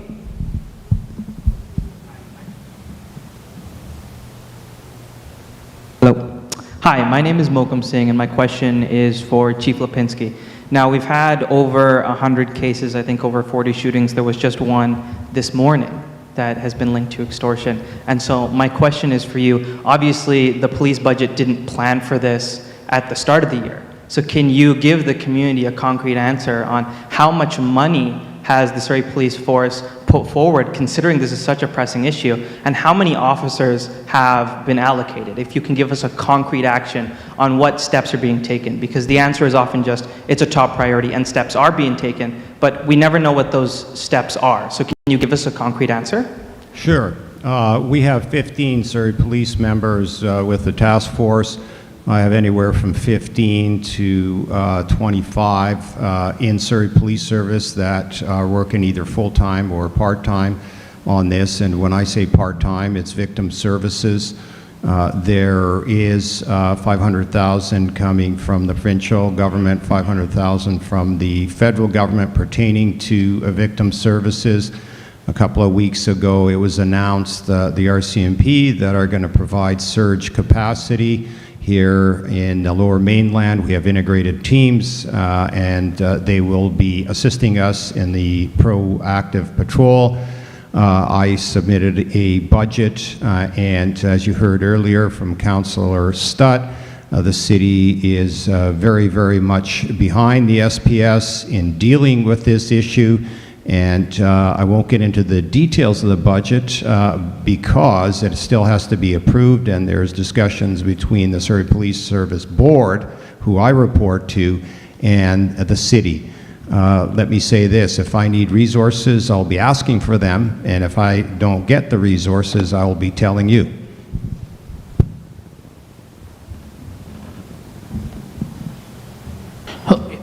Hello, hi. First of all, I want to thank the organizers for organizing this, and thank you to all of you for coming. My question is, I've been following the extortion crisis on platforms like X, and I've been seeing these criminals brazenly coming in their cars and pulling down the windows and just shooting up houses and businesses. My question is, how do we stop these things? Obviously, we can't stop criminals from committing crime. So what resources and tools you guys need in order to do your job, right? Do we need US-style RICO laws? Do we need CCTV cameras in major intersections? Are we lacking the tech? Are we lacking police officers? So what do we need to do in order to put these criminals behind bars for 10, 20 years? Sure, good question, and I'm not talking from law enforcement, but I've been asking the exact same questions. Chief Lipinski is going to hear this again from me, and he's in favor of all of these, so it's not a critique. It's look, we have cameras in Surrey. We have cameras all across as one of the most sophisticated systems out of all cities. I think there's some laws on pixelation on the amount of how it could be. I think Brian Edwards is in the back there. I think I've already addressed it with him, and they're working on, I think, some sort of a regulation to allow that to do more. I believe from a law point, from a federal point, I can tell you, somebody asked the question just before on expediency. I can tell you we formed government in April. Cabinet was sworn in May. As Suk said, our very first bill was on crime. So one was on getting lawful access, which is right now our criminal laws are designed for phone, like landlines and maybe cell phone lines. They are not designed for getting access to WhatsApp, Signal, and other type of Telegram type platforms to get the subscriber information. That was the very first bill put in, so to help give the police the tools they need to get that access really immediately. The other access that we learned was on bail. Although I will be honest with you, I've met with victims of extortion in Toronto, in Peel region, in Edmonton, in Surrey, and in Abbotsford. And I will tell you, the same bail laws, same criminal codes across the country. When you see in Edmonton, 9 of them got arrested, nobody got bail. Almost all of them are convicted. 6 are convicted. I think 3 are pending. So a lot of it is how the provincial Crown prosecutors actually pursue the bail, and how the judges in those cases, which are again provincial, are trained to adhere to those bail. However, we've introduced bail and sentencing provisions now, which will put a reverse onus. Anybody that is charged with an extortion-related violent crime, they have to prove that they're eligible for bail, not the other way around where the prosecutor will have to. But we have to get that passed. It's still, unfortunately, in Parliament. We are trying to get that passed. Sentencing also, before, if you got convicted of shooting, as well as extortion, as well as, say, uttering threats, you could serve those sentences concurrently, meaning to see all three sentences could be served at the same time, with the longest one being the end. Now the judge will have power to say, this is an egregious crime, I'm going to consecutively ask them to serve it one after the other. So this is, from a federal law enforcement perspective, it's been imperative. The other was actually putting money into it, 1,000 new organized crime officers, and that's on top of the 1,000 we hired in our last government. So 1,000 more CBSA officers, also on top of the 1,000 we did before, because we know organized crime is varying and is changing. So on a federal level, we're doing as much as we can, and we're always open to looking at any other ideas. Randeep covered everything, but in fact, you would probably ask why this bail reform bill C-14 is not gone through. I was sitting in the House of Commons on one day. Only speakers I saw was Pierre Poilievre's guys, because Pierre Poilievre does not want to get these laws passed, because he doesn't want to lose that, because that is his agenda. Because what Carney did is carbon tax. He said he had slogans for carbon tax all those years. Carney get it done in second. And same with these crime bills that are on the floor right now. If Conservatives don't filibuster the way they did this bail reform bill C-14, I noticed on that day, I was very mad. In fact, I was shouting at them, and that's why they threatened me. We got to work together. The only opposition that right now can help us with these laws is Pierre Poilievre. And Pierre Poilievre does not have a political will to solve those issues. And I'm very open, and he can debate with me on this anytime. Thank you. That's a really good question. And we talked for the last hour about after the fact things that can be done. But there's two things from a preventative perspective. Number one, I always tell people, and I know it's easy to say, hard to do, but report all the threats and don't pay. You don't want to feed the machine with what they want, which is causing fear, anxiety, and then getting money. The number two thing, which is really important, is information. We need more information from the community, from intelligence sources, so we can prevent some of these things happening. And we have had some really good input that way. The City of Surrey put up $250,000, and we have people calling that line. We need more. These people use guns. Where are the guns coming from? Who knows about the guns? Who has been approached to be a shooter? That is so important for us. And then what we can do is we just follow the lines, or we have covert techniques that we can figure things out. That's how we get into the prevention part of it. So first of all, don't pay, report it, preserve the evidence. Secondly, any information that you may have, please call us. And I know there's some information out there somewhere where somebody may have seen something or heard about something. Please pick up the phone. Yeah, so there's a few things I've asked for. I've noticed that the Attorney General's budget is, it's not adequate. We don't have enough Crown Counsel. And the Crown Counsel's office needs to be properly staffed in this province. We are dealing with an unprecedented crisis right now. And we need to have Crown Counsel that are specialized to deal with the local level police, and they are specifically assigned to work on extortion files right from the get-go. This is something that I've been asking the provincial government for some time, and the answers haven't been clear. And this is a very important thing, because one of the tools that the provincial government has is the administration of justice and the resources under that. And this is something the Attorney General should be looking at with expediency. We need Crown Counsel that are at the provincial level that are working directly where the issues are happening, the incidents are happening right from the get-go when these files open. And that can help along the process in terms of getting the criminal prosecution to happen in this province.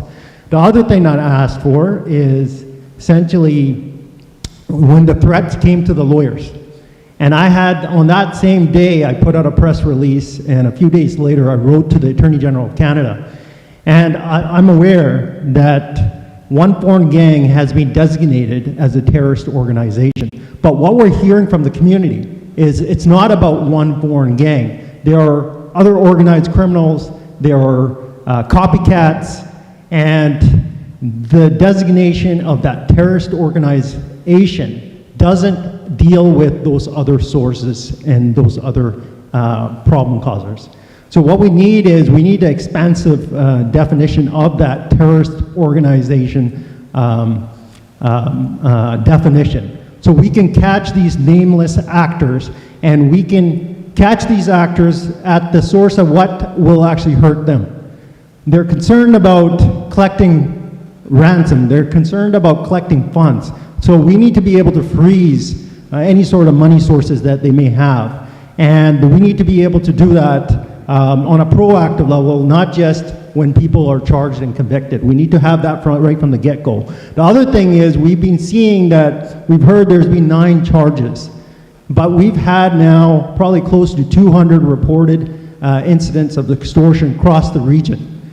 And beyond that, we have had countless number of unreported incidents.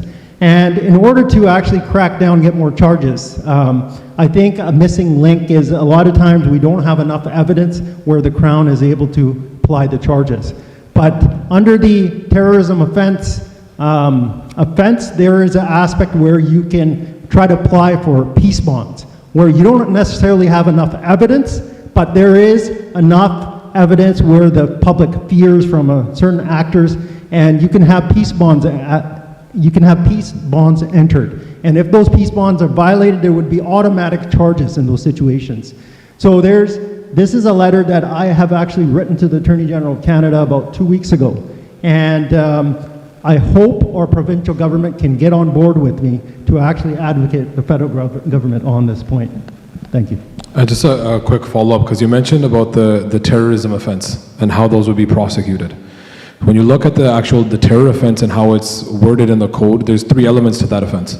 The first is that there's the actual kinetic act, what violent act or what criminal act has been committed. There's an intent to intimidate someone. And the last piece that you need for a conviction is an actual religious, ideological, or political motive. So when we're looking at the Bishnoi gang and when we've designated it as a terrorist entity, if you can comment or anybody else wants to comment on identifying or articulating what is the motive that we're ascribing to the Bishnoi gang if we're calling them a terrorist entity, recognizing that they're being directed by the government of India. Well, what we're noticing is that there's organized criminals terrorizing the general community. And that goes to the same point of that foreign gang that you just named. But there are some nameless actors we are not able to get to. And in order to get to that, we have to change that definition of a terrorist organization. And so that's what I'm getting at. And that's something that's missing, I believe, right now. If I move it back down to the lower level and the actual policing under the Solicitor General Public Safety, there's a whole lot that can be done to empower the police to move forward on what amount to, I'll say, smaller charges. These people aren't here just committing extortion, right? Most of them have overstayed their visas that are willing to shoot at things. I mean, we do know that the foreign minister from India said, you know, you guys didn't check criminal records when they came in, when you let them into the country. So we have people that foreign criminal records committing crimes here. So that goes from theft, street drugs. Any of that is all intermingled into what's going on, allowing them to think that we can commit these brazen crimes of driving up and shooting at somebody's home. I mean, they're not the high-level criminals, but if we can deal with them, And we know that probably most of them either are, well, they're on a visa or more likely have overstayed their visa already at this point, and they can be arrested. This is where I kind of throw it back to the federal government. We need to put pressure on that, the IRPA, the Immigration Refugee Protection Act, and get these people claiming to be refugees once they're arrested and ready to be deported. I mean, 4 years is a ridiculous time frame when we now know that they're involved in extorting our community into transnational crime. So something has to be done at the first level to move them on up as we go through. But that, again, it works from the city through to the province, to the federal government, where we all work together on this to get that moving. And I'll just say one further thing to complain a little bit, is this came at the worst time with the transition of police, and I do not blame the city or the Surrey Police Service. It was rushed through by the Solicitor General, the Solicitor General at the time. And the problem we're having right now is that we have a government that's putting people into this position that have no background in policing, and it's becoming a real problem that we need to move forward on that. So there's got to be some pressure put in there and some education moved forward. And of course, we are willing to help out wherever we can. So it's going to take one or two last questions from the community. So we appreciate everybody's time. We know everybody's has other places to go. So to ask that you stick around for a few more minutes. We're going to take one or two more questions and then we'll wrap up for today.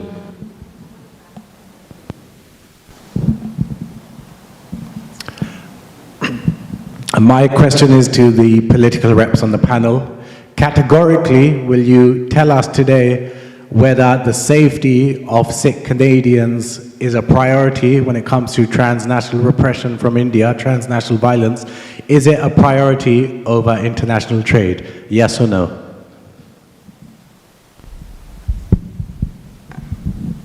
I can speak about myself and others can, but I tell you, I'd say it should not be a priority. It is our duty. When it comes to transnational repression, we should be dealing with this. In fact,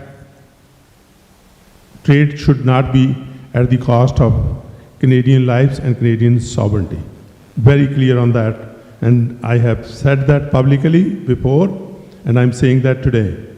The other thing is, I asked this question to PMO, and I asked the same question to Foreign Affairs Minister Anita Anand.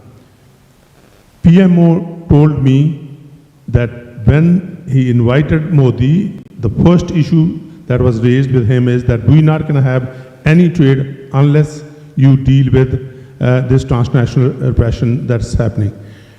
And similarly, when I asked Anita Anand, I heard that from her own.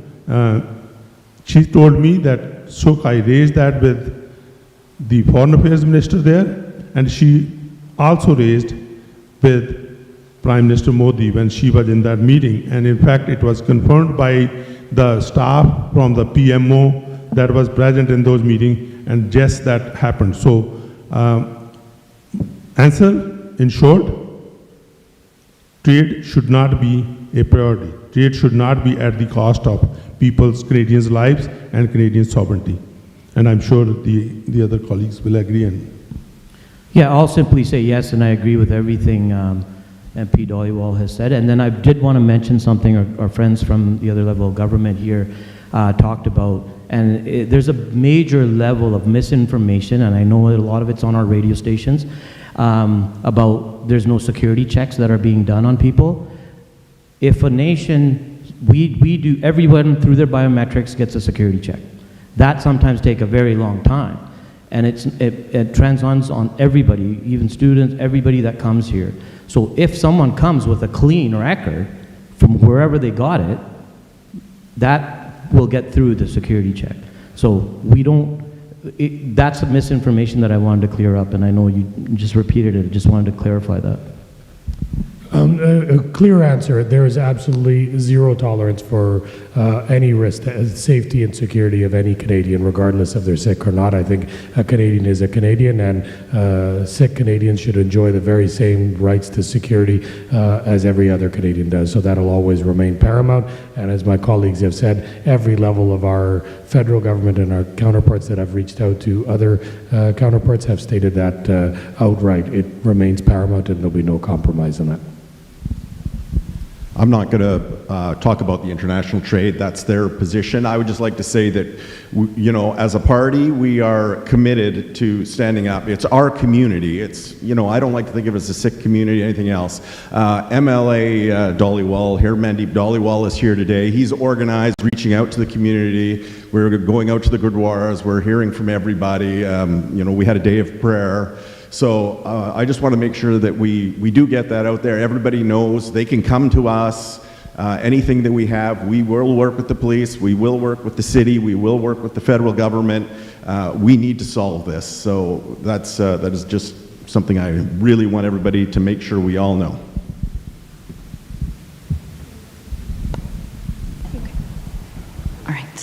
I'm going to just read it because I'm a little nervous. So I was blocked by Anita Anand on X after calling out politicians for condemning the alleged quote-unquote graffiti attacks in the past few years.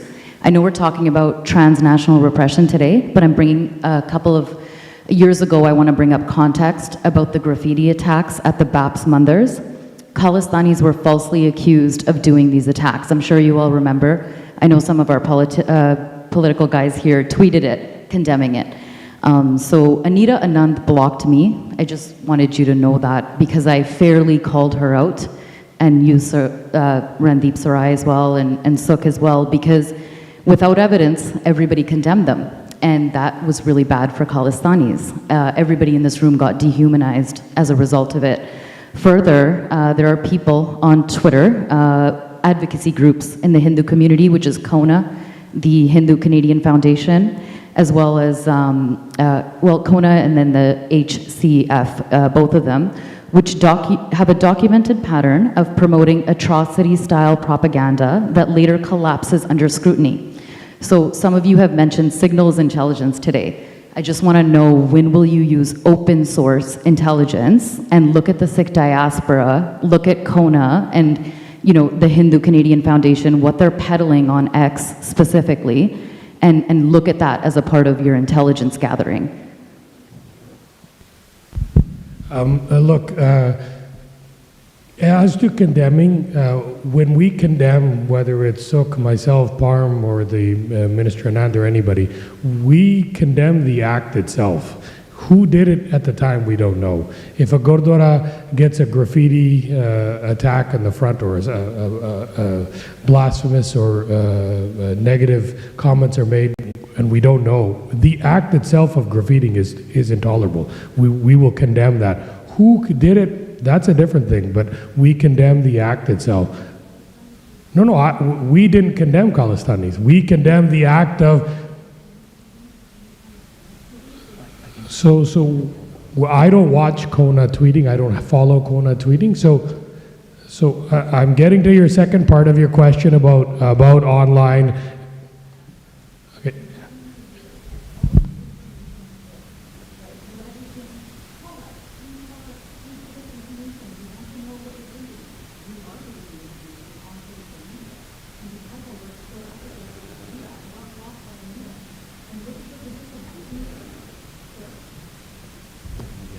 Maybe I could just, like, I think Randeep was getting to that point. Well, you're not listening. How can we help you? We're not giving you, so if you can let us answer, right? I think, look, guys, I understand the emotion here. You are showing emotion. We are emotional on this issue as well. And we take it seriously, but you're not listening to the answer. I can't speak for what Anita Anand does personally. Well, I believe it. You said she did. I believe in you. Sorry? Okay, then you can call her out. That's what those platforms are, right? So you have the full right. Everyone does. But what I can tell you is,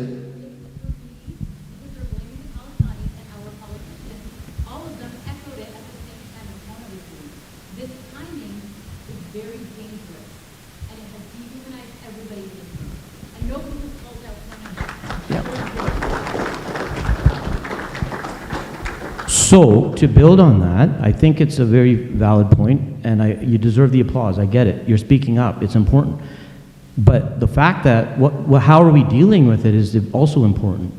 So if you look at new, again, anti-hate legislation, and we look at modernizing our laws are still in old times where we didn't even have all these social media platforms. So one of the biggest issues that we are dealing with is the misinformation, disinformation, many of which comes from a lot of our own media too.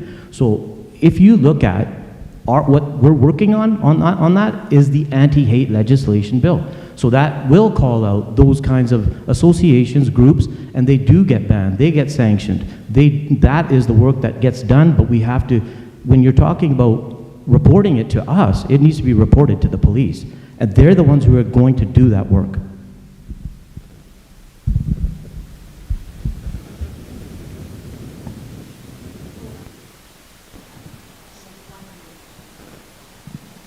Good afternoon, everyone. My name is Gurveer Jammu.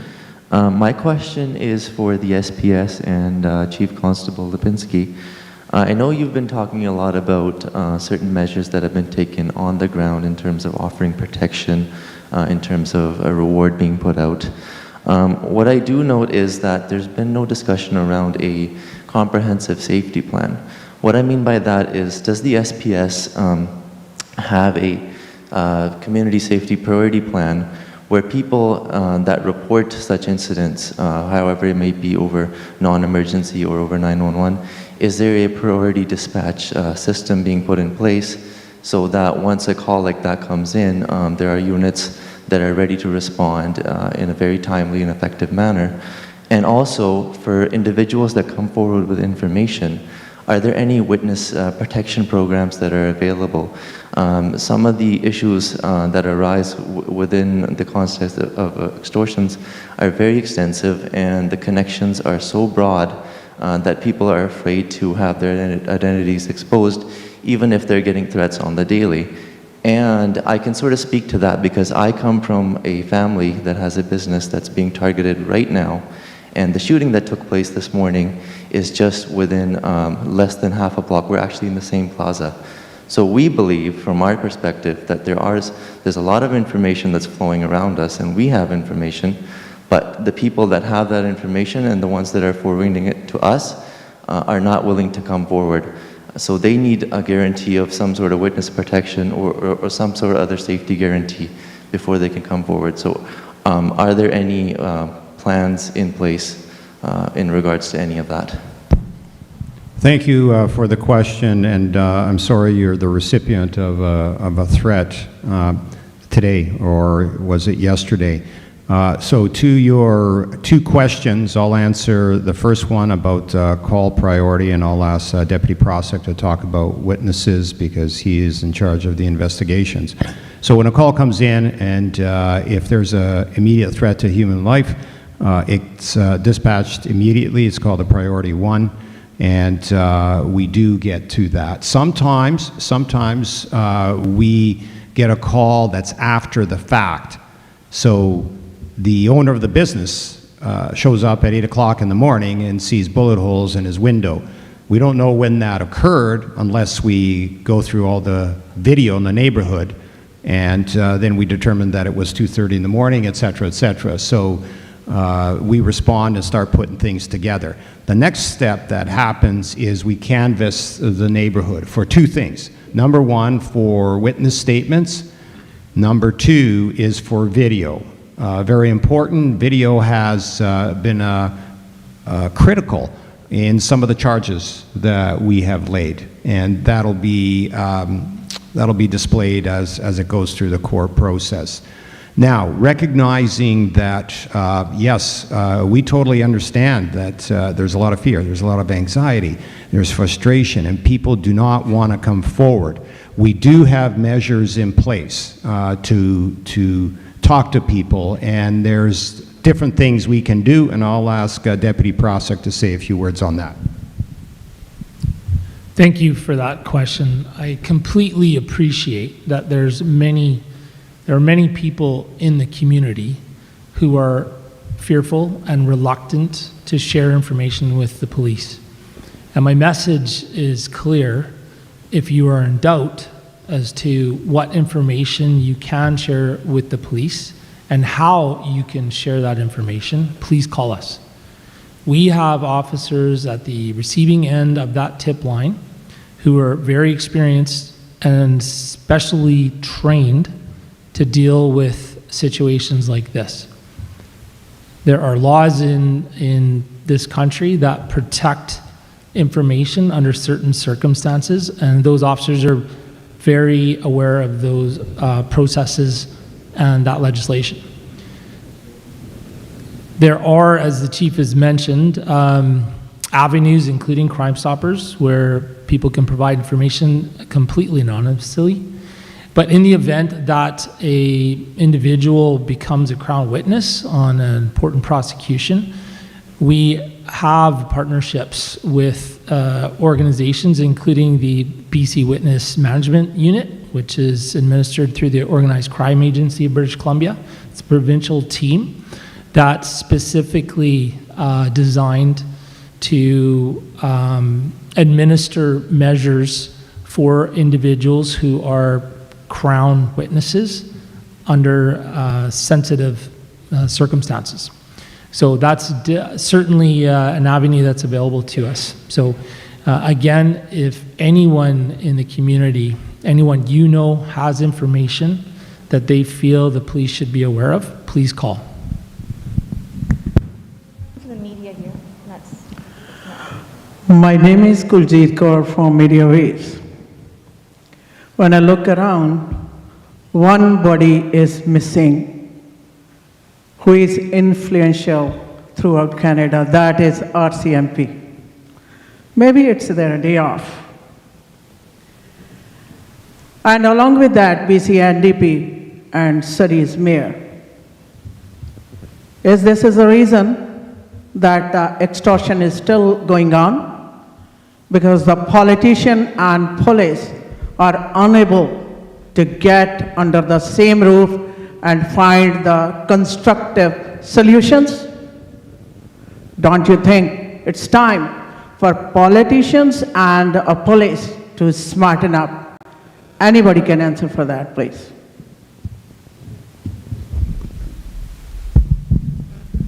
The members that are sitting here with me, Randeep, Param, we brought this because you're absolutely right. Crime has no boundaries, whether it is the political stripe, whether it is the order of the government. We raised this issue with the Prime Minister. 12 o'clock our meeting ended, and by 4 o'clock he called the meeting of his staff to go ahead and put a summit right here in this room. And that happened because Prime Minister called the Premier, the Public Safety called the Mayor, and in fact brought everyone, from all orders of government and all orders of policing in one room to deal with that, and that is the only solution, and I agree with you. In fact, Sister Khalid, you forgot that Conservatives are missing on this table as well because they represent Surrey. There are 3 of them overlapping Surrey as well. So basically answer is that we should forget about our political stripes, we should forget about our orders of government, we should all be united to deal with this issue in an expedient matter, that because the public safety is our duty as elected representatives.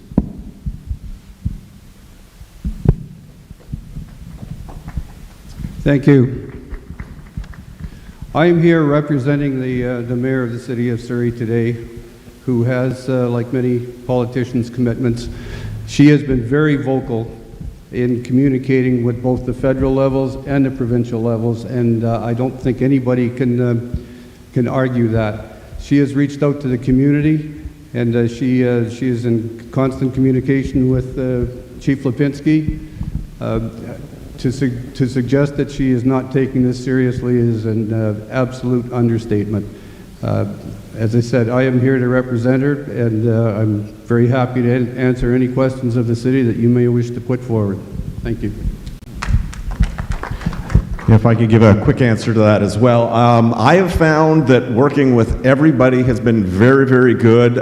Even the Surrey MLAs that are NDP have been talking to me, so I'm actually very happy with that. It's the government portion, the ministers that tend to throw the roadblocks up against us, and it becomes political at that point, right? And I'm trying not to say that politically either, but no, the federal Liberals, the federal Conservatives, the city, I really have had a great relationship in trying to deal with this with the mayor, with Councillor Stutt.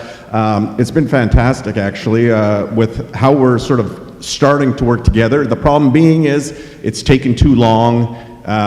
It was let go. Yeah, I mean, really, I think we all know, I'm not letting anything out of the bag here. It was really almost ignored for the first, almost a year, I think, with very little being thrown at it. So we take it from here and move forward. We give the police the powers that they require, and because I would add a few things to the powers that they can have around the smaller crimes, the drugs, everything else. And we do, when people are arrested, need to be held, and they need to be kicked out of this country. So that's where the line lies for me, and I think we all work together on that, and it hasn't been as bad as I think as it seems from the outside. If I just may just add 60 seconds, I want to say, in the last 10 years, I can assure you that the Sikh community has had the most access to Parliament. We have had people like Prabjot question the Prime Minister of the country at the foreign interference inquiries. We've had Maninder Singh and Prabjot come into the public safety inquiries. We've had Balpreet Singh come and testify. We annually have interactions with our Liberal Research Bureau, with our caucus members and others. We've had emergency debates when this critical matter came, called immediately after Mr. Hardeep Singh Sardar Nijjar was assassinated, and it turned out that the Prime Minister had to make a very serious credible evidence allegation. I just want to let you know that we have always, on any single matter in this, opened the doors for Sikh Canadians to be able to voice their concerns, whether it's even against us or they have concerns with us. And we will continue to do that, and we'll always continue to be your voice. I am proud of that. I'm proud of that record, and I will continue to do that. And I want to commend people like Maninder Singh, Prabjot Singh, Balpreet Singh, Danish Singh, and Panji here, who have made it a point to bring your voices in a very clear, concise, and thorough way to Parliament. And that is your job, and you must continue to do that. And it's our job to listen to you and make sure we're able to adhere to the concerns of the community, make sure the legal remedies are there, and make sure the law enforcement is there to protect our citizens here in Canada. And I give you that commitment on behalf of myself, Parm Bain, Sukh Dhaliwal, Gurbaksh Sani, who's unfortunately currently in Palestine right now looking at the situation there. We will always be there for you and your citizens and your brothers and sisters. Thank you. Yes, I'll just make some concluding comments. I think this is very good to come together. I come to all the forums, and the task force is one of the biggest task force in recent memory in the LMD. And because the situation is geopolitical, and we, SPS, are doing our part locally here. No stone is unturned. We're putting more and more resources into this. We brought the shootings down. I'm optimistic it'll continue, and there'll be more charges that you will hear about in the future, near future, hopefully. I'd like to take this opportunity to thank our panelists and everyone in attendance for engaging honestly and courageously with an issue that sometimes is met with silence. Tonight made one thing clear: the threat of extortion and intimidation facing Sikh Canadians is real, it's ongoing, and it's connected to the actions of the Government of India. We heard concerns about the lack of transparency and public assurances made from the government, the fear experienced by families, business owners, and activists, and the urgent need for stronger protections, clearer accountability, and action. The conversation doesn't end here. if Canada is to remain a country where democratic expression is protected, then no foreign government, including the government of India, can be allowed to intimidate or harm people within our borders. The responsibility now is with elected officials, law enforcement, and government institutions to move beyond just lip service. The responsibility also lies with us. Too often when we're engaging with our elected representatives, when we're lobbying the government, what we hear is that we're not hearing these concerns from the Sikh community. When these elected representatives are door knocking, when they're attending community events, they're not hearing about these issues, Sikh concerns. So that responsibility lies with us too. ਇਹ ਜ਼ਿੰਮੇਵਾਰੀ ਆਪਣੀ ਵੀ ਬਣਦੀ ਆ as a Sikh community ਜਿਹੜੇ ਆਪਾਂ ਆਪਣੇ elected officials ਨੂੰ ਵੋਟਾਂ ਪਾ ਕੇ ਪਾਰਲੀਮੈਂਟ ਵਿੱਚ ਭੇਜਦੇ ਆ ਵੀ ਜਦੋਂ ਉਹ ਆਪਣੇ ਕੋਲ ਆਉਂਦੇ ਆ ਵੋਟਾਂ ਲੈਣ ਜਦੋਂ ਉਹ ਡੋਰ ਨੌਕਿੰਗ ਕਰਦੇ ਆ ਕੈਂਪੇਨਿੰਗ ਕਰਦੇ ਆ ਜਦੋਂ ਆਪਣੀ ਕਮਿਊਨਿਟੀ ਦੇ ਪ੍ਰੋਗਰਾਮਾਂ 'ਤੇ ਆਉਂਦੇ ਆ ਆਪਾਂ ਸਿਰਫ ਉਹਨਾਂ ਨੂੰ ਫੋਟੋਆਂ ਖਿੱਚਣ 'ਚ ਨਾ ਰਹਿ ਜਾਈਏ ਆਪਾਂ ਉਹਨਾਂ ਨੂੰ ਦੱਸੀਏ ਕਿ ਆਹ ਸਾਡੀਆਂ ਕੰਸਰਨਸ ਹੈਗੀਆਂ ਆ ਵੀ ਸਾਡੇ ਸਿੱਖ ਕਮਿਊਨਿਟੀ ਨੂੰ ਫੋਰਨ ਇੰਟਰਫੀਅਰੈਂਸ ਟ੍ਰਾਂਸਨੈਸ਼ਨਲ ਰਿਪਰੈਸ਼ਨ ਜੋ ਵੀ ਆਪਣੇ ਉਸ ਸਮੇਂ ਦੇ ਮੁੱਦੇ ਹੈਗੇ ਆ ਆਪਾਂ ਉਹਨਾਂ ਦੇ ਸਾਹਮਣੇ ਲਿਆਈਏ ਜੇ ਆਪ ਉਹਨਾਂ ਦੇ ਸਾਹਮਣੇ ਨਹੀਂ ਲਿਆਉਂਦੇ ਉਹਨਾਂ 'ਤੇ ਪ੍ਰੈਸ਼ਰ ਨਹੀਂ ਬਣਦਾ ਤੇ ਉਹ ਗਾਂ ਜਿਹੜੇ ਬਾਕੀ ਆਪ ਉਹਨਾਂ ਦੀ ਪਾਰਟੀ ਹੁੰਦੀ ਆ ਉਹਨਾਂ ਨੂੰ ਦੱਸ ਨਹੀਂ ਸਕਦੇ ਹੈਗੇ ਸੋ ਆਈ ਥਿੰਕ ਅਸੀਂ ਵਾਰ-ਵਾਰ ਇਹ ਗੱਲ ਕਰਦੇ ਹਾਂ that's important that we bring these issues that's how we can hold our elected representatives accountable as well that we brought these issues to your attention so what's happening now. So with that, again, thank you everyone who attended, who shared their stories. I'm going to call Prabhjit Singh just to share some final concluding remarks, and then we'll wrap up today's town hall. Thank you very much. Vaheguru Ji Ka Khalsa, Vaheguru Ji Ki Fateh. ਸੋ ਅਖੀਰ ਦੇ ਵਿੱਚ ਜਿੰਨੇ ਵੀ ਵੀਰ ਭੈਣ ਆਪਣੇ ਇੱਥੇ ਸੰਗਤ ਪਹੁੰਚੀ ਹੈਗੀ ਸਾਰਿਆਂ ਦਾ ਤਹਿ ਦਿਲੋਂ ਧੰਨਵਾਦ ਕਰਨਾ ਚਾਹੁੰਦਾ ਤੇ ਇਹੀ ਬੇਨਤੀ ਕਰਨਾ ਚਾਹੁੰਦਾ ਆ ਵੀ ਜਿਵੇਂ ਸ਼ੁਰੂ ਦੇ ਵਿੱਚ ਵੀ ਆਪਾਂ ਗੱਲ ਆਖੀ ਸੀਗੀ ਇਹ ਸਾਡੇ ਵਾਸਤੇ ਇੱਕ ਪਹਿਲਾ ਕਦਮ ਆ ਇੱਕ ਫਰਸਟ ਸਟੈਪ ਹੈਗਾ ਇਹ ਜਿਹੜਾ ਆਪਣੀ ਜ਼ਿੰਮੇਵਾਰੀ ਹੈਗੀ ਸਿੱਖ ਜਥੇਬੰਦੀਆਂ ਦੀ ਜ਼ਿੰਮੇਵਾਰੀ ਹੈਗੀ ਜੋ ਸੰਗਤ ਦੀਆਂ ਜ਼ਿੰਮੇਵਾਰੀਆਂ ਹੈਗੀਆਂ ਉਹ ਇੱਥੇ ਆ ਕੇ ਆਪਾਂ ਮੁੱਕਦੀਆਂ ਨਹੀਂ ਹੈਗੀਆਂ ਜੇ ਜਿਹੜੀ ਆਪਾਂ ਟਾਊਨ ਹਾਲਸ ਦੀ ਜਿਹੜੀ ਲੜੀ ਆਪਾਂ ਸ਼ੁਰੂ ਕੀਤੀ ਸੀਗੀ ਉਹਦਾ ਮਕਸਦ ਇੰਨਾ ਕੀ ਸੀਗਾ ਵੀ ਆਪਾਂ ਇੱਕ ਵਾਰੀ ਇਸ ਮੁੱਦੇ ਨੂੰ ਲੈ ਕੇ ਆਪਾਂ ਸਾਰੀ ਕਮਿਊਨਿਟੀ ਨੂੰ ਇਕੱਠਿਆਂ ਕਰਨਾ ਇੱਕ ਵਾਰੀ ਜੋ ਆਪਣੇ ਤਜਰਬੇ ਜੋ ਆਪਣੇ ਖਾਦਸ਼ੇ ਜੋ ਆਪਣੇ ਕੰਸਰਨ ਹੈਗੇ ਜੋ ਆਪਣੀਆਂ ਰਾਵਾਂ ਹੈਗੀਆਂ ਉਹ ਆਪਾਂ ਇੱਕ ਵਾਰੀ ਆਪਾਂ ਇਕੱਠਿਆਂ ਕਰ ਲਈਏ ਤੇ ਆਈ ਥਿੰਕ ਜਿਹੜੀ ਜਿਸ ਪੱਧਰ 'ਤੇ ਇਹ ਜਿਹੜੀ ਆਰਗੇਨਾਈਜੇਸ਼ਨ ਵੀ ਹੋਈ ਹੈਗੀ ਆ ਜਿਹਦੇ ਵਿੱਚ ਕੈਨੇਡਾ ਭਰ ਦੀਆਂ ਮੇਨ ਪੰਥਕ ਜਥੇਬੰਦੀਆਂ ਜਿਹੜੇ ਗੁਰਦੁਆਰੇ ਕਾਉਂਸਲਾਂ BC ਤੋਂ ਲੈ ਕੇ Ontario Dashmesh culture centre world Sikh organisation Sikh federation ਨੂੰ ਇਕੱਠਿਆਂ ਕੀਤਾ ਇਹਦਾ ਮਤਲਬ ਤੇ ਜਿਸ ਤਰੀਕੇ ਨਾਲ MP ਸਰਾਏ ਨੇ ਵੀ ਇੱਕ ਗੱਲ ਆਖੀ ਹੈਗੀ ਹੈ ਵੀ ਪਿਛਲੇ ਕਈ ਸਾਲਾਂ ਦੇ ਵਿੱਚ ਜਿੰਨੀ ਸਿੱਖਾਂ ਦੀ ਸਿੱਖ ਜਥੇਬੰਦੀ ਸਰਗਰਮੀ ਵਧੀ ਹੈਗੀ ਆ ਉਹਦਾ ਇੱਕ ਕਾਰਨ ਇਹ ਵੀ ਹੈਗਾ ਵੀ ਜੋ ਇੱਕ ਟਰਸਟ ਡੈਫਿਸਿਟ ਜਿਹੜਾ ਇੱਕ ਫਰਸਟ੍ਰੇਸ਼ਨ ਬਣੀ ਆ ਸਿੱਖ ਸੰਗਤਾਂ ਦੇ ਵਿੱਚ ਵੀ ਜੋ ਕੁਛ ਆਪਾਂ ਦੇਖਣਾ ਚਾਹੁੰਦੇ ਆ ਜੋ ਸਾਡੀਆਂ ਲੋੜਾਂ ਹੈਗੀਆਂ ਜੋ ਸਾਨੂੰ ਚਾਹੀਦਾ ਆ ਜਿੰਨੀ ਗੰਭੀਰਤਾ ਦੇ ਨਾਲ ਸੰਜੀਦਗੀ ਦੇ ਨਾਲ ਇਸ ਮਸਲੇ ਨੂੰ ਇਸ ਖਤਰੇ ਨਾਲ ਟਕਰਾਉਣ ਦੀ ਲੋੜ ਹੈਗੀ ਆ ਉਹ ਇਹ ਸਰਕਾਰੀ ਨੁਮਾਇੰਦੇ ਆਪਣੇ ਆਪ ਵਿੱਚ ਨਹੀਂ ਕਰ ਸਕਦੇ ਤੇ ਨਾ ਇਹ ਸਾਡੀ ਵਿਰਾਸਤ ਰਹੀ ਆ ਵੀ ਸਰਕਾਰੀ ਨੁਮਾਇੰਦਿਆਂ ਦਾ ਆਪਣਾ ਕੰਮ ਹੈਗਾ ਪਰ ਸਿੱਖ ਸੰਗਤਾਂ ਦਾ ਕੰਮ ਇਹੀ ਰਿਹਾ ਵੀ ਆਪੋ ਆਪਣੀ ਲੋਕਲ ਸੰਗਤਾਂ ਦੇ ਵਿੱਚ ਆਪੋ ਆਪਣੀਆਂ ਜਥੇਬੰਦੀਆਂ ਦੇ ਵਿੱਚ ਤੇ ਸੰਸਥਾਵਾਂ ਦੇ ਵਿੱਚ ਆਪਾਂ ਕਿਸ ਤਰੀਕੇ ਨਾਲ ਲਾਮਬੰਦ ਕਰਨਾ ਇਕੱਠਿਆਂ ਹੋ ਕੇ ਸਾਂਝੀ ਰਾਏ ਤੇ ਸਾਂਝੀ ਰਣਨੀਤੀ ਆਪਾਂ ਕਿਸ ਤਰੀਕੇ ਨਾਲ ਘੜਨੀ ਹੈਗੀ ਆ ਸੋ ਇਸ ਟਾਊਨ ਹਾਲ ਦੀ ਲੜੀ ਤੋਂ ਬਾਅਦ ਜਿਸ ਤਰੀਕੇ ਨਾਲ ਆਪਾਂ ਸਾਰੇ ਕੈਨੇਡਾ ਦੇ ਜਿੱਦੀਆਂ ਜਥੇਬੰਦੀਆਂ ਨੂੰ ਇਕੱਠਿਆਂ ਕਰਕੇ ਆਪਾਂ ਇਹ ਪ੍ਰੋਗਰਾਮ ਉਹ ਲਿਖੇ ਹੈਗੇ ਆ ਜਿੰਨੀਆਂ ਵੀ ਰਾਵਾਂ ਸਾਰਿਆਂ ਦੀ ਮਿਲੀਆਂ ਜਿੰਨੀ ਵੀ ਫੀਡਬੈਕ ਸਾਰਿਆਂ ਦੀ ਮਿਲੂਗੀ ਉਸ ਦੇ ਮੁਤਾਬਕ ਜਿਹੜੀ ਅਗਲੀ ਰਣਨੀਤੀ ਆਪਣੀ ਘੜੀ ਜਾਊਗੀ ਜਾਂ ਪ੍ਰੋਗਰਾਮ ਲਿਖਿਆ ਜਾਊਗਾ ਉਹ ਸੰਗਤ ਦੇ ਸਹਿਯੋਗ ਦੇ ਨਾਲ ਸੰਗਤ ਦੇ ਨਾਲ ਸੰਵਾਦ ਕਰਕੇ ਉਹ ਲਿਖਿਆ ਜਾਊਗਾ ਸੋ ਇੰਨੀਆਂ ਕੁ ਬੇਨਤੀਆਂ ਪ੍ਰਵਾਨ ਕਰਿਓ ਵਾਹਿਗੁਰੂ ਜੀ ਕਾ ਖਾਲਸਾ ਵਾਹਿਗੁਰੂ ਜੀ ਕੀ ਫਤਿਹ